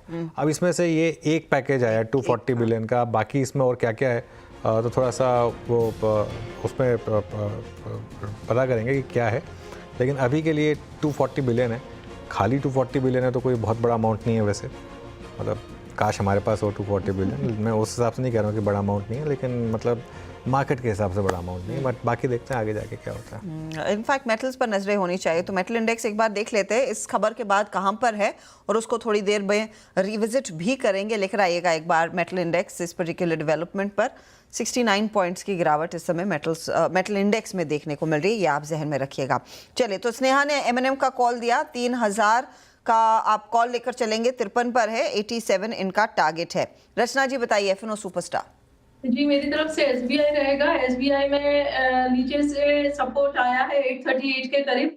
हम यहाँ पे लॉन्ग जाएंगे और 840 का ऐसे लगाएंगे और आज के लिए टारगेट रहेगा, अभी बहुत कम टाइम बचा है तो 850 का, और वैसे कल तक अगर कोई होल्ड करता है तो 857 का टारगेट रहेगा. ओके, SBI पर व्यू रहेगा इस समय बाय करने का. कविता जी आपका चार्ट का चमत्कार trade. So bank of Baroda ये एक बहुत अच्छा रेजिस्टेंस ब्रेकआउट के बाद रीटेस्ट किया है इसने अपना प्रीवियस सपोर्ट. सो 258 के लेवल पर है. सो ये अपने प्रीवियस हाई 265 268 की तरफ जाता हुआ दिख सकता है इन अ डे और टू. स्टॉप लॉस मेंटेन करेंगे 252 का. ओके, तो बैंक ऑफ बड़ौदा आपके लिए वो ट्रेड स्टॉप लॉस 252 का रहेगा, लेकिन ये भी इस समय कविता जी के रेडार पर आए. राजेश जी आपकी बारी, बताइए मिड कैप फंडा. हर्षिता जी, थोड़ी देर पहले मेटल्स की बात हो रही थी तो मैंने कहा था कि कुछ ऐसे ऑप्शंस है जहां लिए जा सकते हैं. नाम उस समय इसलिए नहीं कहा कि मुझे मिड कैप में देना था. Anyways, Lloyd metal and energy के साथ जाना चाहूंगा. स्टील, स्पॉन्ज आयरन और पिग आयरन में बड़ा प्लेयर है. 32,700 करोड़ का किपेक्स प्लान है कंपनी का, जिसमें माइनिंग कैपेसिटी 10 से 25 मिलियन टन की बात कर रहे हैं, पैलेट खुद का लगाने की बात कर रहे हैं, स्पॉन्ज की कैपेसिटी डबल कर रहे हैं और एक integrated steel plant 3 metric ton पर एनम का लगा रहे हैं। अभी फिलहाल हाल ही में इन्होंने 4200 करोड़ की QIP से पैसे उठाए और अगर दूसरी तिमाही के नतीजे देखेंगे तो जहां दूसरी मेटल कंपनियों के नतीजों में दबाव देखा गया, इस कंपनी ने दूसरी तिमाही में टॉप लाइन में करीब 25% और बॉटम लाइन में 30% की बढ़त दी है। छोटी अवधि से मेरा मतलब है महीने 1.5 महीने में अगर बाजार ने साथ दिया तो 1100 सवा 1100 पे टारगेट हो सकते हैं, बट लंबी अवधि में मैं समझता हूँ मौजूदा स्तर से कम 20% की बढ़त आने वाले 2 से 3 क्वार्टर में हो सकते हैं। ये अब एक काम करते हैं, अब आगे बढ़ते हैं और नतीजों के लिहाज से शनिवार और सोमवार काफ़ी अहम है। शनिवार को निफ्टी में शामिल एशियन पेंट्स के नतीजे आएंगे, साथ ही डिवीज़ लैब्स के नंबर्स पर भी नज़र रहेगी। वहीं सोमवार को ब्रिटानिया समेत निफ्टी की 3 कंपनियों के नंबर्स आएंगे, साथ ही जुबिलेंट फूड समेत वायदा की 7 कंपनियों के नंबर्स आने वाले हैं। तो एशियन पेंट्स, ब्रिटानिया और जुबिलेंट फूड वर्क, इनके नंबर्स के प्रीव्यू के लिए मंगलम के पास चलते हैं और मंगलम के पास तो खैर सारे numbers back of the hand लिखे हुए होंगे। तो मंगलम कहाँ से शुरुआत कर रहे हैं फिर? बैक ऑफ द हैंड मतलब ये सेलफोन पे लिखे हुए हैं। मैं कहता हूँ अनुज, एशियन पेंट्स के लिए थोड़ा सा सॉफ्ट क्वार्टर एक्सपेक्टेड है। हमने बर्जर पेंट्स के नंबर्स देखे, कंसाई के नंबर्स देखे, कई सारी पेंट कंपनियों के नतीजे भी देखे। इस बार वॉल्यूम ग्रोथ भी वैल्यू ग्रोथ से ज़्यादा होगा क्योंकि प्रोडक्ट जो हैं सस्ते ज़्यादा बिकेंगे और बारिश की वजह से थोड़ी सी इम्पैक्ट भी आएगी ओवरऑल सेल्स में। तो हम क्या देख रहे हैं एशियन पेंट्स में? रेवेन्यू 0.7% बढ़ेगा, फ्लैटिश ही रहेगा मोस्टली। एबिटा इस वजह से 9% नीचे रहेगा और हम मार्जिन्स को देखेंगे 20% से करीब 18% के आसपास आ जाए और net profit as a result of which 11% से नीचे होगा एशियन पेंट्स। आप नंबर देख रहे हैं, करीब 1100 करोड़ का नेट प्रॉफिट होगा। एशियन पेंट्स के लिए सबसे इंपॉर्टेंट होता है डोमेस्टिक डेकोरेटिव वॉल्यूम ग्रोथ, इस बार 6 से 8% के बीच में रहेगा। मैनेजमेंट ने साल की शुरुआत में कहा था कि दूसरे क्वार्टर से हो सकता है डबल डिजिट देख पाएँ, बट मुझे लगता है कि सेकेंड हाफ में ही डबल डिजिट होगा क्योंकि बिकॉज ऑफ एक्सेस रेन्स और floods in parts of the country ये थोड़ा सा इम्पैक्ट इनको ज़रूर आया है सेकेंड क्वार्टर में। अब एशियन पेंट से हम चलते हैं ब्रिटानिया की तरफ। ब्रिटानिया में सबसे इंपॉर्टेंट ये है कि जो वॉल्यूम ग्रोथ होगा वो 8 से 9% के आसपास होगा और जो प्राइस डिक्लाइन होगा, रिमेंबर पिछले साल से इस साल में हमने थोड़ा सा रॉ मटेरियल प्राइसेस में डिक्लाइन देखा है और कंपनीज़ ने उन्हें कंज्यूमर्स को पास भी किया है, तो 2 से 3% प्राइस डिक्लाइन होगा। हम देख रहे हैं 6% ओवरऑल ब्रिटानिया में रेवेन्यू ग्रोथ होगी, close to 4700 crore on the top line. EBITDA सिर्फ 2% से बढ़ेगा, मतलब मार्जिन्स उनके भी 100 बेसिस पॉइंट से नीचे आएंगे और नेट प्रॉफिट 5% से बढ़ेगा। हम देखेंगे क्लोज टू 616 करोड़ उनके प्रॉफिट्स में। उसमें सबसे इंपॉर्टेंट क्या है ब्रिटानिया में देखने के लिए? रूरल डिमांड कैसे पिकअप हुआ है और बिस्किट के अलावा जो उनकी एडजेसेंट कैटेगरीज है जैसे केक, मिल्क शेक, चीज़ और रस्क जो वो काफ़ी ग्रो कर रहे हैं, वो कैसे ग्रो होगा। और सबसे इंपॉर्टेंट कमोडिटी सिचुएशन और कंपटीशन पे भी काफ़ी नज़र रखेंगे क्योंकि पिछले साल के कंपैरिजन में अभी भले ही इन्फ्लेशन कम हो गया होगा पर quarter on quarter palm oil prices काफ़ी बढ़ चुके हैं, तो हो सकता है उनके मार्जिन्स पे वो इम्पैक्ट आए। फाइनली हम आते हैं पिज्ज़ा की तरफ। जुबिलेंट फूड वर्क्स इस वक्त हम इस क्वार्टर में देखेंगे रेवेन्यू ग्रोथ करीबन 9%, ये स्टैंड अलोन नंबर्स की बात कर रहा हूँ। कंसोलिडेशन में वो टर्की का बिजनेस भी आ जाता है तो वो काफ़ी ज़्यादा बड़ा दिखेगा। एबिटा ग्रोथ सिर्फ 2.3% होगा और नेट प्रॉफिट का डिक्लाइन 24% होगा। नेट प्रॉफिट का डिक्लाइन इसलिए भी होगा क्योंकि थोड़ा फाइनेंस कॉस्ट बढ़ गया होगा कंपनी का, उन्होंने बोरो किया था वो टर्किश बिजनेस को एक्वायर करने के लिए। तो हम रेवेन्यू सबसे ज़्यादा इंपॉर्टेंट होगा। लाइक फॉर लाइक ग्रोथ कि एक स्टोर से बार बार कितनी बार पिज़्ज़ा बिके हैं वो 2 से 3% के आसपास रहेगा और कंपनी कुछ 40 से 45 डोमिनो स्टोर्स इस क्वार्टर में खोलेगी, ऐसी आशंका है। सबसे इंपॉर्टेंट इनके लिए भी क्या देखना है, like for like growth improve हो रही है या नहीं डिलीवरी के लिए। सेकेंडली डाइन इन, बहुत सारे लोग जो हैं स्टोर्स में जाना बंद कर चुके थे, कंपनी 99 रुपीज़ के मील के हिसाब से उन्हें वापस से ल्योर कर रही है, तो वो डिक्लाइन हुआ है कि नहीं। और फाइनली नॉन डोमिनोज के अलावा उनके पास पॉपाइज, डंकिन और हॉन्ग्स जैसी और भी ब्रांड्स हैं, वो सब क्या कर रहे हैं वो ज़्यादा इंपॉर्टेंट होगा जुबिलेंट फूड वर्क्स के लिए। शुक्रिया मंगलम इस अपडेट के लिए। तो कई सारी चीज़ें जो आपको जहन में रखनी है, लेकिन रूरल डिमांड ब्रिटानिया के लिए मोस्ट इंपॉर्टेंट और जुबिलेंट के लिए वो like for like growth. Jubilant पर आई थिंक सुबह में एक बाय कॉल आया ज़रूर था और काफ़ी दिनों बाद दरअसल हमने वो बाय कॉल सुना।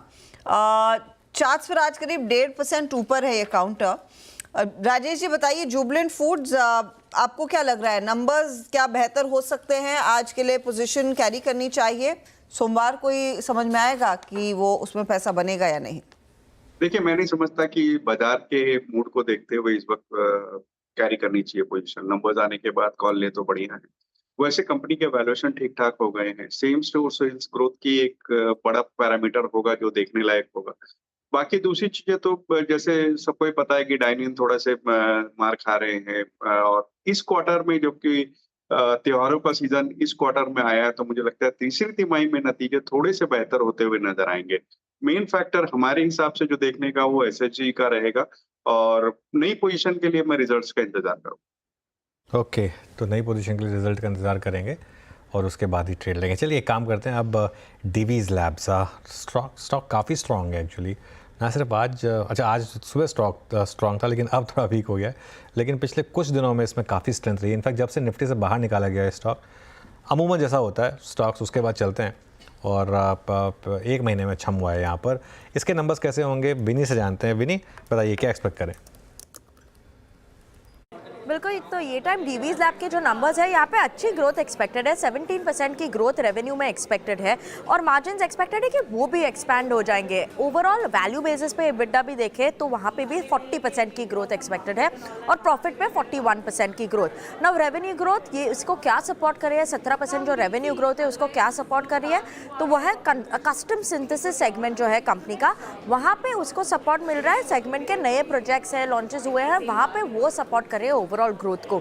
एपीआई ग्रोथ जो जेनेरिक साइड एपीआई ग्रोथ है वो एक्सपेक्टेड है कि फ्लैट और म्यूटेड ही रहेगा ये time on a year on year basis, और overall custom synthesis segment, CS segment जिसे बोलते हैं, वो बेनिफिट करेगा क्योंकि उन्होंने काफ़ी रिसेंट प्रोजेक्ट्स थे जो फास्ट ट्रैक हो चुके थे कंपनी के, तो उसकी वजह से इसको सपोर्ट मिल रहा है, और रेवेन्यू ग्रोथ को भी सपोर्ट मिल रहा है इन टर्न। मार्जिन्स को भी सपोर्ट मिल रहा है, प्रोडक्ट मिक्स चेंज हो रही है, स्पेशली कस्टम सिंथेसिस साइड को शिफ्ट हो रही है जहाँ पे बेटर मार्जिन्स है, और सॉफ्टनिंग ऑफ इनपुट कॉस्ट भी है जो मार्जिन्स को सपोर्ट कर रहे हैं। इसीलिए मार्जिन्स में अराउंड 400-500 बेसिस पॉइंट की एक्सपेंशन एक्सपेक्टेड है ये टाइम, और 30% की EBITDA मार्जिन्स है।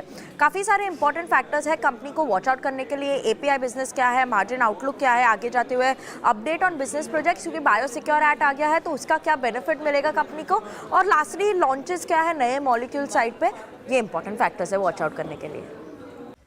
ओके, तो ये फिलहाल आपके लिए डीवीज पर एक राय। स्टॉक हालांकि आज एक थोड़े से डाउन टिक में है। रचना जी ट्रेड क्या लेंगे डीवीज में? जी, डिवीज में जहाँ तक ट्रेड की बात है, ट्रेड पे यहाँ पे पॉजिटिविटी आ सकती है अगर थोड़े से भी नंबर्स ठीक ठाक आ गए तो। ये काउंटर जब तक 5900 के ऊपर रहेगा तब तक यहाँ पे चांसेस है कि एक अपस्विंग बने। अभी भले ही कंसोलिडेशन चल रहा है लेकिन नंबर्स के आने के बाद एक डायरेक्शनल मूव की पॉसिबिलिटी है ऑन द अपसाइड, प्रोवाइडेड 5900 ये होल्ड करता रहे फ्यूचर्स पे, and in that case it can go towards 6050 and 6150। Okay, तो ये बात डीवीज लैब की। अच्छा, निफ्टी बैंक आपकी स्क्रीन पर लेकर आएंगे। नॉक तो लिया है इसने 285 पॉइंट नीचे अब, लेकिन इस समय जो नई बिकवाली की पोजीशंस आ रही हैं वो दरअसल एक्सिस, कोटक महिंद्रा बैंक में थोड़ी सी बढ़ती हुई दिखाई दी हैं। 1159 के लेवल्स पर कोटक आ चुका है, तो डे लो इसका करीब 1151 था, उसी तरफ फिसलता हुआ ये एक्सिस का अभाव था, सॉरी, और कोटक 1745 पर है, 1738 इसका डे लो कुछ देर पहले था, तो यहाँ पर थोड़ी सी पोजीशंस अब हल्की होना शुरू हो चुकी हैं। मानस जी ऐड करना चाह रहा था, चाइना का पैकेज के बाद चाइना मार्केट स्लाइड कर रही है और मेटल स्लाइड कर रहे हैं, उसके बावजूद अगर हमारी मार्केट चलने को तैयार नहीं है हाँ। तो थोड़ी सी दिक्कत है। और बैंक्स जिस तरीके से फिसले जो स्पेसिफिकली आपने बोला यहाँ पर, आई थिंक एक चीज़ तो अब क्लियर हो गई है, वो जो एक स्विंग हमने प्ले की थी जिसमें बैंक्स ने आउट परफॉर्म किया था वो खत्म हुई अब, और अब वापस मार्केट का ध्यान आईटी की तरफ है। देखिए आप अभी भी अगर निफ्टी को कोई संभाल रहा है तो वो आईटी है, इनफैक्ट निफ्टी आईटी अब वापस इंटरडे हाई की तरफ बढ़ रहा है। एक चीज़ और, आज की एफआई सेलिंग बहुत इंटरेस्टिंग होगी, मेरे ख्याल से आज भी शायद हम 5-6 हज़ार करोड़ की सेलिंग देखेंगे, क्योंकि जिस तरीके की आज सेलिंग आईसीआईसीआई बैंक में इस तरीके की सेलिंग का कोई मतलब नहीं है, अनलेस आप जैसे रीज़न एस्क्राइब करते हैं कि कोई स्टॉक गिर रहा है, चलिए नंबर ख़राब आया या कुछ हुआ। आईसीआईसीआई बैंक के नंबर्स हर पैमाने पर अच्छे थे, उसके बाद से स्टॉक मुश्किल से 20 रुपये चला, 1300 समथिंग तक गया था, वहाँ से उसके बाद किस तरीके से स्टॉक नीचे आ गया, ये कंटिन्यूसली जो हो रहा है ये पूरा का पूरा देखिए 1330 तक गया था वो, उसके बाद किस तरीके से वापस ये स्टॉक नीचे आ गया। आज कोटक में इस तरीके की सेलिंग हो रही है, तो ये क्लियरली आपको एक इंडिकेशन दे रही है कि आज भी एफआई सेलिंग काफ़ी लार्ज स्केल पर होने वाली है। लार्ज स्केल पर एफआई सेलिंग, और लार्जली ये जो एफआई के फेवरेट काउंटर्स है वहीं पर पोजीशन ज़्यादा अनवाइंड होती हुई दिखाई दे रही हैं। Manas, coming back to Kotak Axis, short कर रहे हैं क्या आप आज? देखिए कोटक में नहीं, कोटक पे थोड़ा वेट करेंगे, यहाँ पर कंसोलिडेशन दिख रहा है और 1730 पे एक सपोर्ट है। अगर 1730 के नीचे जाएगा तो ही कोटक बैंक में बिकवाली करने का ट्रेड लेना चाहिए। एक्सिस बैंक में भी अगर आप देखिए तो पिछले 2 दिनों से ये 200 डे मूविंग एवरेज पे सपोर्ट ले रहा है, तो बिकवाली करंट लेवल्स पे नहीं करनी है। 1145 के नीचे अगर फिसलेगा तो ही एक्सिस बैंक में भी बिकवाली करेंगे। ओके, तो ये बैंकों की बात हुई, लेकिन प्रेशर तो डेफिनेटली है। अब आईटी के भरोसे कितनी देर तक हम टिकेंगे वो देखना होगा, क्योंकि निफ्टी आईटी में अभी भी टेक महिंद्रा, इन्फी ये अपने पोजीशंस को होल्ड कर पाने में कामयाब है। इनफैक्ट एमएनएम आपकी स्क्रीन पर लेकर आएंगे। एमएनएम की आज हमने कमेंट्री सुनी मैनेजमेंट से, जब हम बातचीत कर रहे थे तो उन्होंने क्लियरली कहा कि देखिए मार्केट शेयर ट्रैक्टर्स में बढ़ रहा है, मार्केट शेयर एसयूवी सेगमेंट में लीड करेगा, फेस्टिव डिमांड काफ़ी अच्छी रही है तो वो रिफ्लेक्ट करेगा आने वाले क्वार्टर में, थर्ड क्वार्टर में। स्टॉक 2986 पर, कल पोस्ट नंबर्स यहाँ पर प्रेशर था और आज एक रिवर्सल देखने को मिला है। ऑटो कंपनियों पर कविता जी जब आप नज़र डालती हैं अब 2984 पर, क्या फ्रेश पोजीशंस आप एमएनएम में लेंगी? जी हर्षदा जी, प्राइस चार्ट सेटअप अगर आप देखेंगे तो काफी स्ट्रॉन्ग है, लेकिन आज 3.25% का ऑलरेडी मूव आ चुका है, तो फ्रेश पोजीशन नहीं, बट जिन्होंने पोजीशनिंग ऑलरेडी कर रखी है वो 2950 के स्टॉप लॉस के साथ इसे होल्ड कर सकते हैं। हर्षदा, नंबर्स में ना देखिए, कल इसने थका दिया लोगों को, रुला दिया लोगों को। कल बहुत लोगों ने कहा कि एमएनएम के इतने अच्छे नंबर आए फिर भी नहीं चला। वो मार्केट शायद वेट कर रहा था कि ये सब थक हार के निकल जाएंगे, उसके बाद स्टॉक चलेगा, क्योंकि नंबर्स बहुत अच्छे थे महिंद्रा के, कोई कंप्लेन नहीं थी। प्लस 3200-3400 का स्टॉक करेक्ट हो गया 2800 तक आ चुका था, तो मैं खुद हैरान था कल कि क्यों नहीं चल रहा है, क्यों नहीं चल रहा है, नंबर्स इतने अच्छे हैं, स्टॉक नहीं चल रहा है।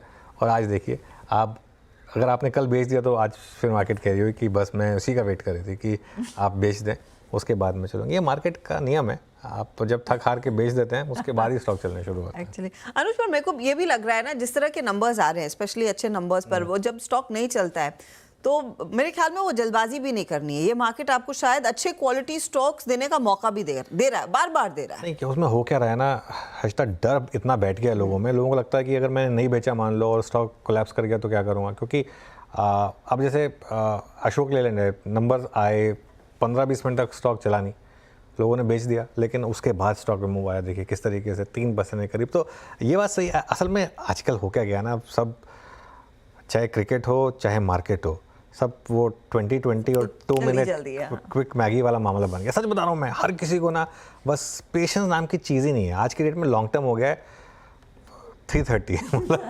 फॉरगेट अबाउट कल का या परसों का। मैं तो सच बता रहा हूँ, मैं तो काफ़ी टाइम से, अब मतलब स्पेशली पिछले 2 हफ्ते में जो मार्केट में हुआ है ना, उसको देख के एक चीज़ तो बहुत क्लियर हो गई है। कभी कभी आपकी किस्मत अच्छी होगी तो आप ये नियर टर्म के मूव पकड़ लेंगे, थोड़े बहुत मूव पकड़ लेंगे। अदरवाइज मार्केट आपको ऐसे थपेड़े लगाएगा ना कि बेस्ट यही है कि आप अपना अच्छे स्टॉक्स आइडेंटिफाई करें, सिप करें, अपना इन्वेस्टमेंट करें, ट्रेडिंग को बहुत छोटा प्रोपोर्शन रखें, 5% 10% जितना भी रखना है, क्योंकि वो ऑब्वियसली सबका एक चस्का होता है थोड़ा करने का, लेकिन उसमें पैसा लूज होने के ज़्यादा चांसेस हैं। अच्छे स्टॉक्स को लेकर बैठने में मेरे ख्याल से उसी में ज़्यादा पैसा बैठता है मार्केट। अग्रवाल जी, आपकी क्लाइंट से हर रोज बातचीत होती होगी, उनके बीच मूड कैसा है? देखिए, मूड तो सॉम्बर है, नो डाउट ऑन दैट। सब कोई पैनिक के मूड में है, और जैसे अनुज जी ने कहा ना अभी कि बेच लो और कोलैप्स होगा तो क्या होगा। लोगों को समझा समझा के थक जाओ आदमी कि भाई अगर आपने लॉन्ग टर्म के लिए लिया है तो रोज का भाव ना देखें, बट वो होता नहीं है। लॉन्ग टर्म 3:30 बजे का ही होता है। अनुज जी ने ये बात भी सही की। कहने को लोग कह लेते हैं कि मैं 2 साल के लिए ले रहा हूँ, और फिर वो 3:30 बजे तक का भाव देखने बैठ जाते हैं। तो ये है मार्केट की, यही खूबी है। जब फिर वापस से लौट के तेजी आएगी तो वही लोग वापस खरीदारी करेंगे। तो but this is a part and parcel. और आज 25-30 साल से मैं इस प्रोफेशन में हूँ, तो मुझे तो आदत पड़ गई है इस तरीके के फोन कॉल्स। बिल्कुल, चलिए एक काम करते हैं अब यहाँ पर एक छोटा सा ब्रेक लेते हैं। ब्रेक लेकर जब लौटेंगे तो हमारे साथ बिग मार्केट वॉइसेस में एल्केमी कैपिटल मैनेजमेंट के क्वांट हेड और फंड मैनेजर आलोक अग्रवाल जुड़ेंगे, उनसे करेंगे मार्केट पर एक खास चर्चा।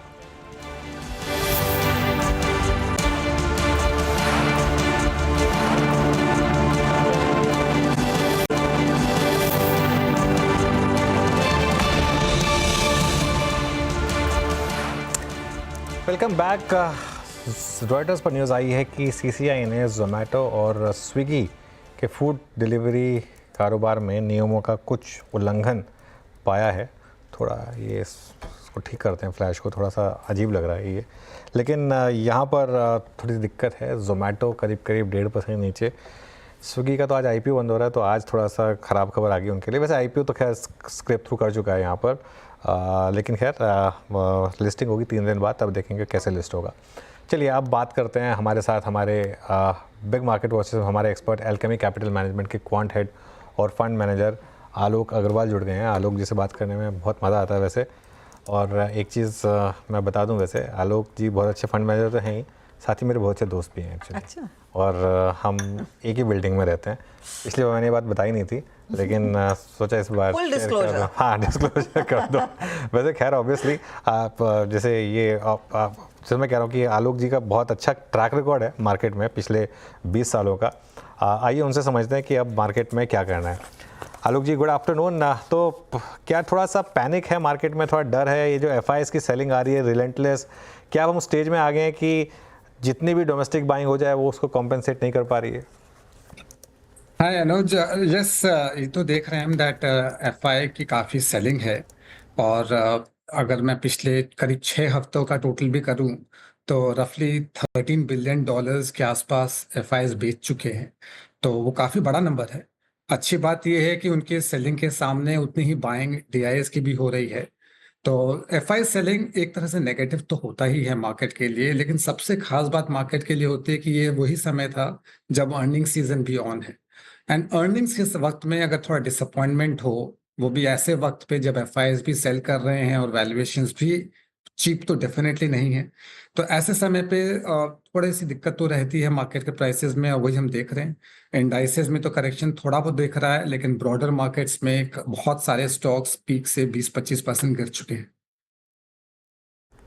तो सवाल फिर आलोक जी यही है, इतनी करेक्शन के बाद और जहां पर एफआईआईज कोई मौका नहीं छोड़ रहे पोजीशन काटने का, रिटेल की तरफ से अभी तक इंटरेस्ट बना हुआ है, क्या उनको भी थोड़ा सा एक पॉज करना चाहिए? क्योंकि हम ही एग्जिट दे रहे हैं उन सारे बड़े स्टॉक्स में इन दिग्गजों को, अब वो बेच रहे हैं तो किसी कारण ही बेच रहे हैं।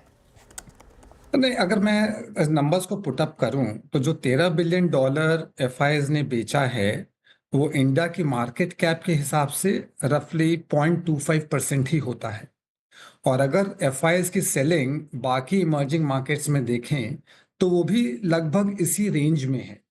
तो कहने का मतलब ये है कि वो इंडिया सेल नहीं कर रहे, वो एक ब्रॉडर बास्केट इमर्जिंग मार्केट्स को सेल कर रहे हैं। सेकेंडली, पास्ट में 10-12 बार जब भी इस तरह से बड़ी सेलिंग आई है एफआईएस की, उसके बाद देखा गया है कि जैसे ही वो सेलिंग रुक जाए या कम हो जाए तो उस वक्त में शार्प रिकवरी भी आती है मार्केट्स में। तो अगर वो रिकवरी आने के चांसेस जो कि हमें हायर लगते हैं, बिकॉज इंडिया के ग्रोथ नंबर्स ठीक ठाक चल रहे हैं, नॉमिनल जीडीपी 10-11% के आसपास डेफिनेटली रहना है। अर्निंग्स ग्रोथ कॉर्पोरेट साइड में थोड़ी नीचे आई है, 3-4 साल बड़े अच्छे नंबर्स आए भी थे, उसके बाद एक ब्रीदर, एक सांस ले रही है कॉर्पोरेट अर्निंग्स। हमारा मानना है दैट कि कॉर्पोरेट अर्निंग्स ग्रोथ भी सेकेंड हाफ में और बेटर आएगी। इकोनॉमिक ग्रोथ अच्छी चल रही है, तो पास डेटा को देखते हुए मेरे हिसाब से रिटेल इन्वेस्टर्स बड़े स्मार्टली बिहेव कर रहे हैं बाय होल्डिंग ऑन और पैनिक ना करके। लेकिन जैसा आपने शुरू में कहा, जब प्राइसेस गिरते हैं तो कहीं ना कहीं डर तो होता है।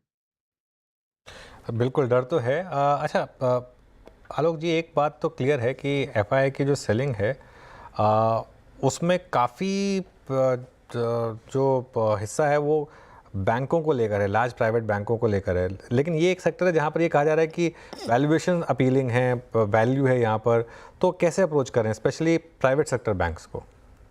प्राइवेट सेक्टर बैंक्स देखा जाए तो मेन इंडाइसेस के लगभग 30% के आसपास होते हैं और एफआईएस के पोर्टफोलियो में भी लगभग ये ज्यादा एक्सपोजर थे। पिछले दशक में सबसे अच्छे करने वाले सेक्टर्स में प्राइवेट बैंक्स रहे।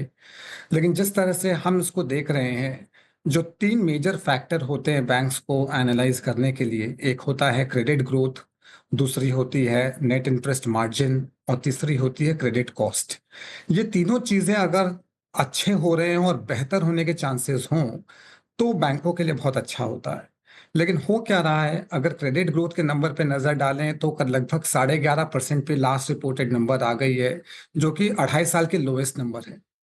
Net interest margin private banks के बड़े अच्छे हैं, लेकिन इसका बढ़ना बहुत मुश्किल लगता है। या तो इसी रेंज में रहेंगे या थोड़े कम जरूर हो सकते हैं। और तीसरी चीज आती है क्रेडिट कॉस्ट, जो कि पिछले 2-3 साल बहुत ही अच्छे रहे। लेकिन अगर इस अच्छे लेवल को मेंटेन कर पाए तो बहुत बढ़िया बात है। लेकिन अगर इस नंबर से क्रेडिट कॉस्ट थोड़े भी बढ़ते हैं तो ओवरऑल प्रॉफिट पे इम्पैक्ट आता है। यही कारण है जिसके लिए profit visibility, growth visibility private banks की थोड़ी कम हो गई है।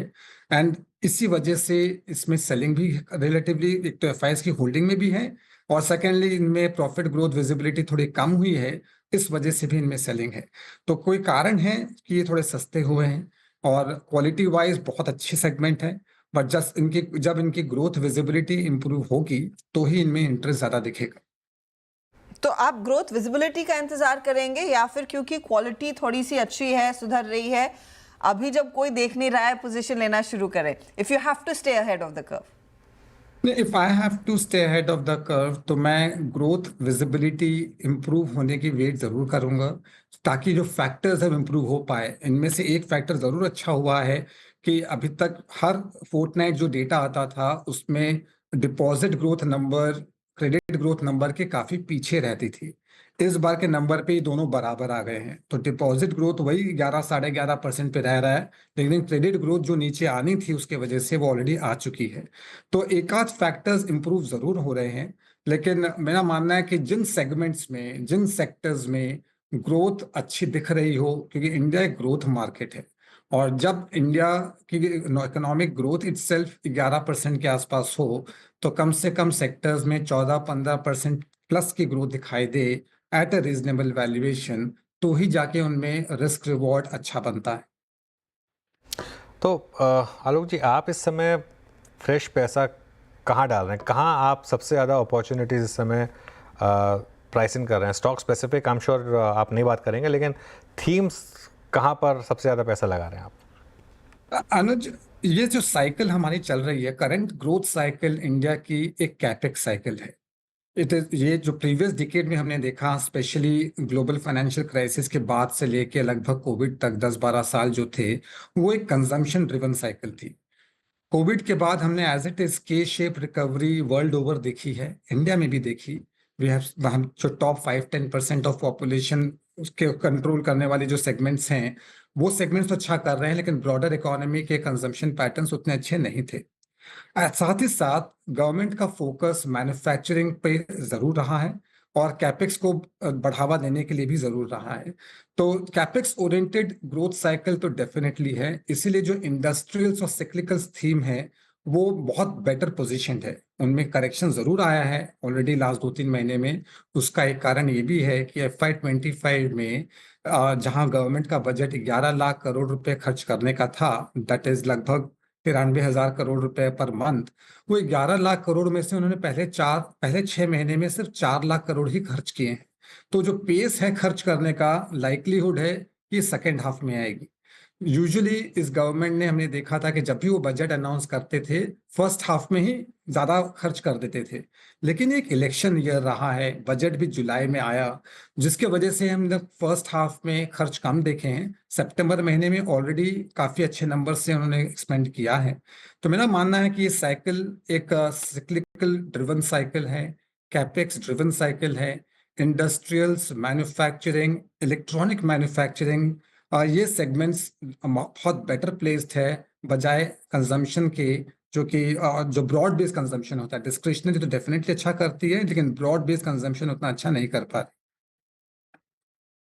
टेक्नोलॉजी को लेकर आपका रवैया, रणनीति क्या रहेगी? क्योंकि of course 2 rate cuts America में और होपफुली वहाँ पर स्थिति बैंकों की, बाकी फाइनेंशियल इंस्टीट्यूशंस की बेहतर होने लगेगी इसके बाद। ये कितना ट्रिकल डाउन कर सकता है डिसीजन मेकिंग में, जो अब तक नदारत थी ज़्यादातर आईटी कंपनियों की कमेंट्री में? हाँ, आईटी कंपनियों के साथ प्रॉब्लम यही रही है कि इनकी ग्रोथ नहीं आ पा रही है और क्वालिटी वाइज तो बहुत ही अच्छी कंपनीज है, डेट रहा नहीं, 20-25% से ऊपर की इनकी आरओईज रहती है, अच्छे से बायबैक और डिविडेंड्स देते हैं, लेकिन जब तक ग्रोथ ना आए तब तक बहुत मुश्किल होता है। आपका मानना बिल्कुल सही है कि हमने देखा कि बैंकिंग स्टॉक्स यूएस में इलेक्शन के बाद भी बेटर किए हैं। अगर वहाँ पॉलिसी डिसाइसिव रही और उनके फेवर्स में रही और वो खर्च कर पाए तो बहुत सारे चीजें हैं जो साथ में जुड़े हैं, तब जाके वहाँ पे आईटी स्पेंडिंग बढ़ सकती है और यहाँ के ऊपर ऑर्डर्स आ सकते हैं। बट वो विजिबिलिटी बढ़े और आईटी की कमेंट्री इंप्रूव हो तब जाके वो ग्रोथ नंबर्स दिखेंगे। एज ऑफ नाउ तो एस्टिमेटेड ग्रोथ नंबर्स बहुत ज्यादा अच्छे तो नहीं है। बहुत बहुत शुक्रिया हमारे लिए समय निकाल कर अपनी राय देने के लिए। तो ये मार्केट पर एक ब्रॉडर पर्सपेक्टिव, थोड़ा सा इंतजार करना होगा, स्पेशली उन दिग्गज निवेशकों के कन्विक्शन लौटने का। अच्छा, इस बीच मार्केट की हालत थोड़ी सी और भी खस्ता होती हुई मिड कैप के पर्सपेक्टिव से 650 पॉइंट का नुकसान, निफ्टी बैंक 340 पॉइंट नीचे और 24,160 के आसपास निफ्टी इस समय ट्रेड कर रहा है। अनुज, हम सिर्फ 20 मिनट दूर हैं इस हफ्ते की क्लोजिंग से। बिल्कुल अर्शिता, और करीब 40 पॉइंट नीचे हैं हम, लेकिन मेरा ये मानना है कि निफ्टी भले 40 पॉइंट नीचे हो, लेकिन मिड कैप की हालत ज़्यादा ख़राब है। मिड कैप करीब 600 पॉइंट नीचे, 1% के करीब मिड कैप इंडेक्स ख़राब है यहाँ पर। तो मेरा ये मानना होगा कि मंडे के लिए कोई भी पोजीशन ना कैरी करें, वो एक ठीक ठाक व्यू रहेगा, क्योंकि शॉर्ट भी नहीं कर सकते आप इस मार्केट में। मार्केट आपको इंटरडे मौके दे रहा है। फॉर एग्जांपल हो सकता है मंडे को 100 पॉइंट का गैप अप भी हो जाए, ये भी पॉसिबिलिटी है। लेकिन मार्केट ख़राब है, मार्केट में क्लियरली वरिंग साइंस हैं, एडवांस डिक्लाइन काफ़ी ख़राब है। आज जिस तरीके से मिड कैप गिरे हैं वो बहुत ख़राब है। उस वजह से बैंक्स काफ़ी कमज़ोर दिख रहे हैं यहाँ पर, और एक लग रहा है साइन कि एफआई की सेलिंग वापस काफ़ी लौट कर आई है। तो उस वजह से ये जो क्लोज है जितना दिख रहा है उससे ज़्यादा ख़राब है, जिस तरीके का एडवांस डिक्लाइन है। तो लॉन्ग तो खैर बिल्कुल कैरी नहीं कर सकते आप। अब मंडे को गैप अप हो या गैप डाउन हो, टेक्सचर मार्केट का बहुत ख़राब है, टेक्सचर मार्केट ख़राब है। अच्छा, एक और चीज़, चाइना का पैकेज आ गया, सब कुछ हो गया, उसके बाद भी मार्केट चलने को तैयार नहीं है। एसबीआई के नंबर्स आ गए, सब कुछ आउट द वे हो गया।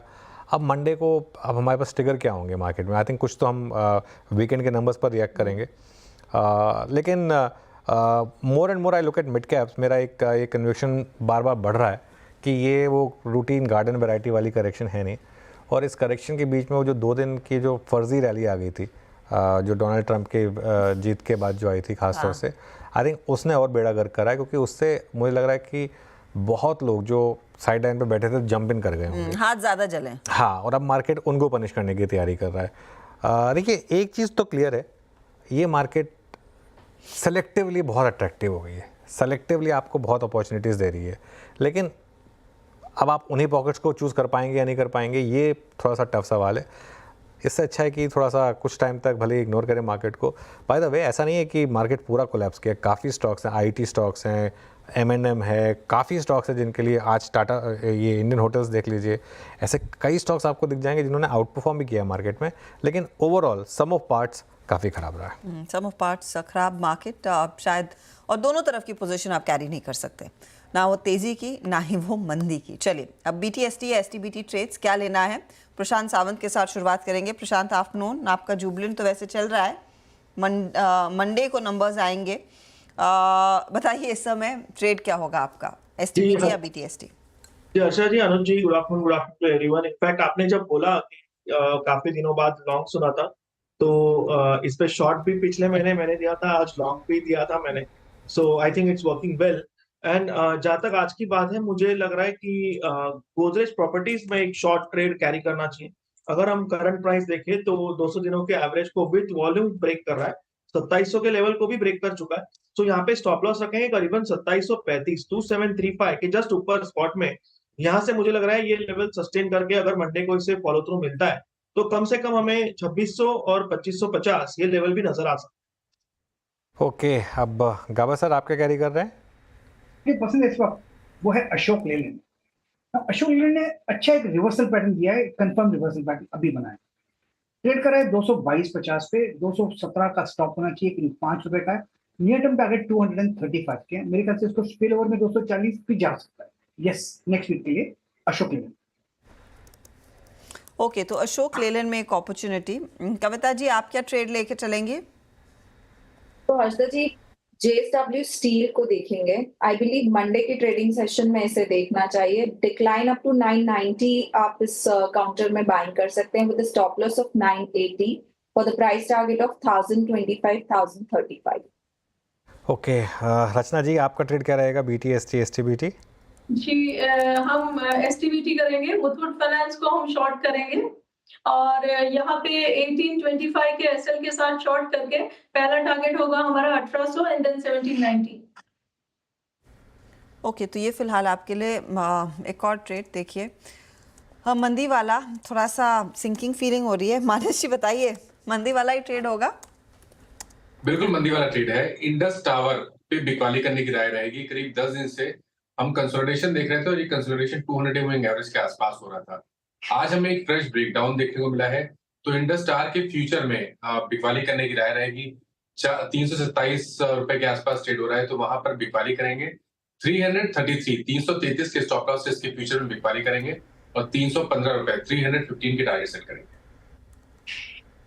ओके, तो ये भी एक और देखिए मंदी वाला ट्रेड आ गया। राजेश अग्रवाल साहब बताइए, कोई ट्रेड है खास जो आप सोमवार के लिए कैरी करना चाहते हैं?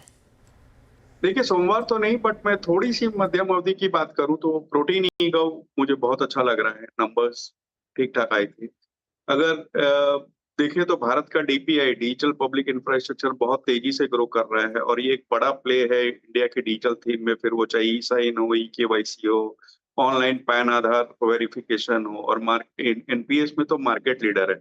और अगर आपको ध्यान हो तो इस बार के बजट में सीतारमन जी ने ये कहा था कि DPI एक न्यू फैक्टर ऑफ प्रोडक्शन हो जाएगा आने वाले दिनों में 21st सेंचुरी में, लैंड, लेबर, कैपिटल के अलावा।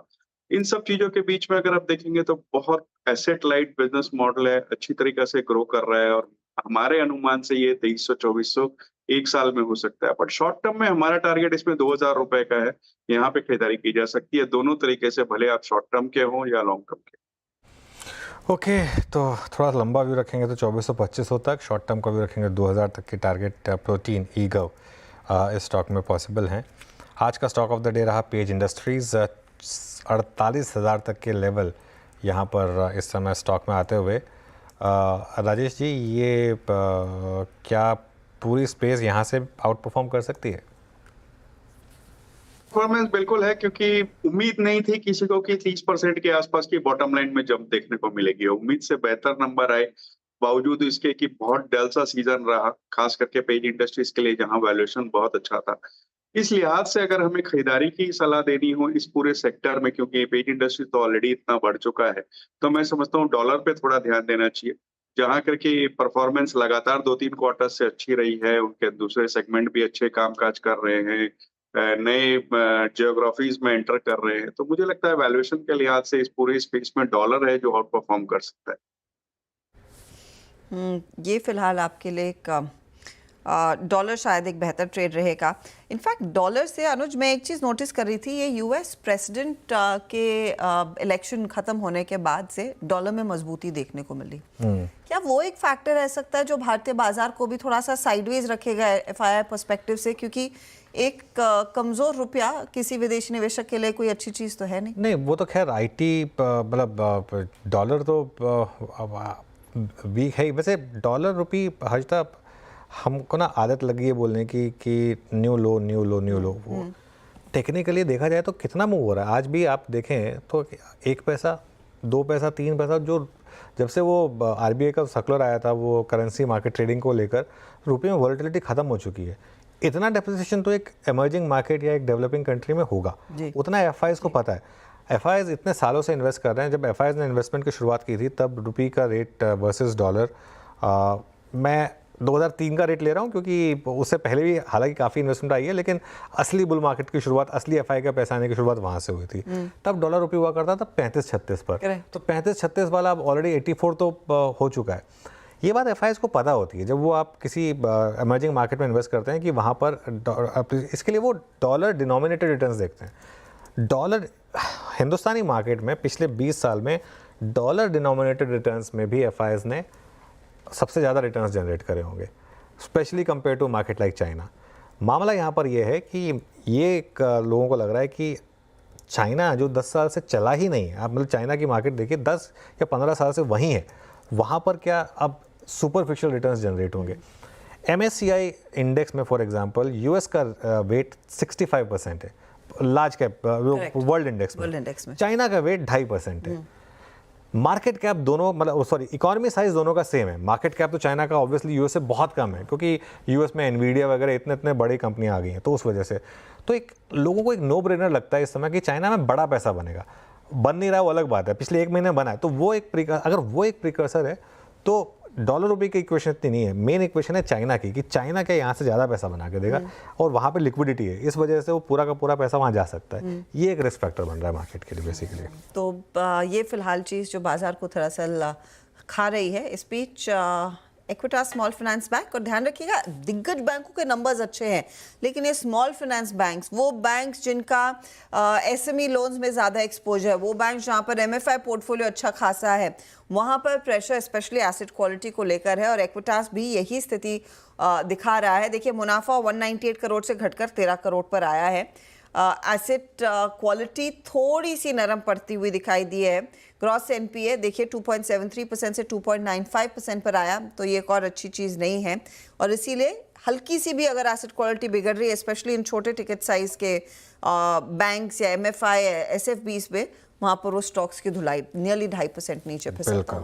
चलिए काम करते हैं, एक बैन का अपडेट बता देते हैं सिर्फ, क्योंकि एक ही बैन में ऐड हो रहा है मन्नापुरम, 105% के करीब वहाँ पर पोजीशन ऐड हो गई है। तो ये आज का F&O बैंक का अपडेट।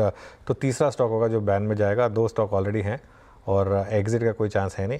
तो ये इस समय का बैन अपडेट। अब आगे बढ़ते हैं और फ्राइडे है, तो राजेश जी कुछ क्या करें वीकेंड पे, क्या देखना है, क्या अवॉइड करना है? नेटफ्लिक्स देखें, अमेजन प्राइम देखें या सिनेमा हॉल चले जाएं? मेरे ख्याल से सिनेमा हॉल में तो वही 2 पिछले हफ्ते की है, सिंघम और भूल भुलैया, तो शायद आपने देख ली हो। और अगर OTT पे आते हैं चांस तो नहीं मिला। हाँ, किसी को नहीं मिला क्योंकि दिवाली वाला हफ्ता था। हाँ। तो मेरा भी मिस हुआ है। OTT पे आए तो एक वरुण धवन और समंता रुथ की सीरीज आई है हनी बनी, वो देख सकते हैं, या रजनीकांत अमिताभ बच्चन की एक मल्टी स्टारर कह लो वेतियां करके पिक्चर आई है, वो देख सकते हैं, या इवन करीना कपूर की जो बकिंगम मर्डर्स आई थी वो पिछले दिनों हॉल में, और आपने नहीं देखी हुई हो तो वो इस बार OTT पे रिलीज हो रही है। इसके अलावा अगर आप देखेंगे तो NTR की और जाह्नवी कपूर की देवरा रिलीज हो रही है। तो ये कुछ एक आइडेंटिफाई की हुई है मैंने, जो 1-2 तो कम से कम निपटा ही लूंगा इस हफ्ते। तो मुझे लगता है कि यही 4 ऐसी हैं जो अच्छी कास्ट भी है, यहाँ ध्यान देना चाहिए। तो इंटरेस्टिंग लाइन अप। कुछ है प्लान अनुज जाने का मूवी? ये हनी बनी का थोड़ा सा क्रेज़ कुछ ज़्यादा ही चल रहा है, तो वो वैसे समंता रूथ हैं उसमें, तो वो इस समय बात है। हाँ नहीं, वो तो खैर ऑब्वियस है ना और कोई रीज़न तो है नहीं। और कहा जा रहा है कि वो इस समय इंडिया की नंबर 1 फीमेल स्टार है, तो वो शायद देख लें। बाकी आई डाउट कि हॉल जाने का टाइम मिलेगा। अच्छा, मैं तो खैर कल भी काम कर रहा हूँ, मेरा एक इवेंट है कल, तो इसके लिए मैं तो बॉम्बे स्टॉक एक्सचेंज में हूँगा, मेरे को वहाँ पे कुछ काम है, तो वहाँ पर एक इवेंट कर रहा हूँ मैं। उसके बाद अगर टाइम मिला किसी तरीके से तो देखूंगा। एक अच्छी चीज़ ये है कि कोई बड़ा स्पोर्टिंग एक्शन नहीं हो रहा है इस वीकेंड पे। हाँ। तो इसके लिए जो पिछली वीकेंड था, हाँ 20 नवंबर को मार्केट बंद रहेगी, ये एक्सपेक्टेड था, अब आ गया है। और इसका मतलब ये बिल्कुल नहीं है कि आप छुट्टी लें। इलेक्शन कमीशन ने साफ कह दिया था कि इस बार उन्होंने इलेक्शन रखा ही बुधवार को है, वरना मुंबई वाले वोट नहीं डालते हैं।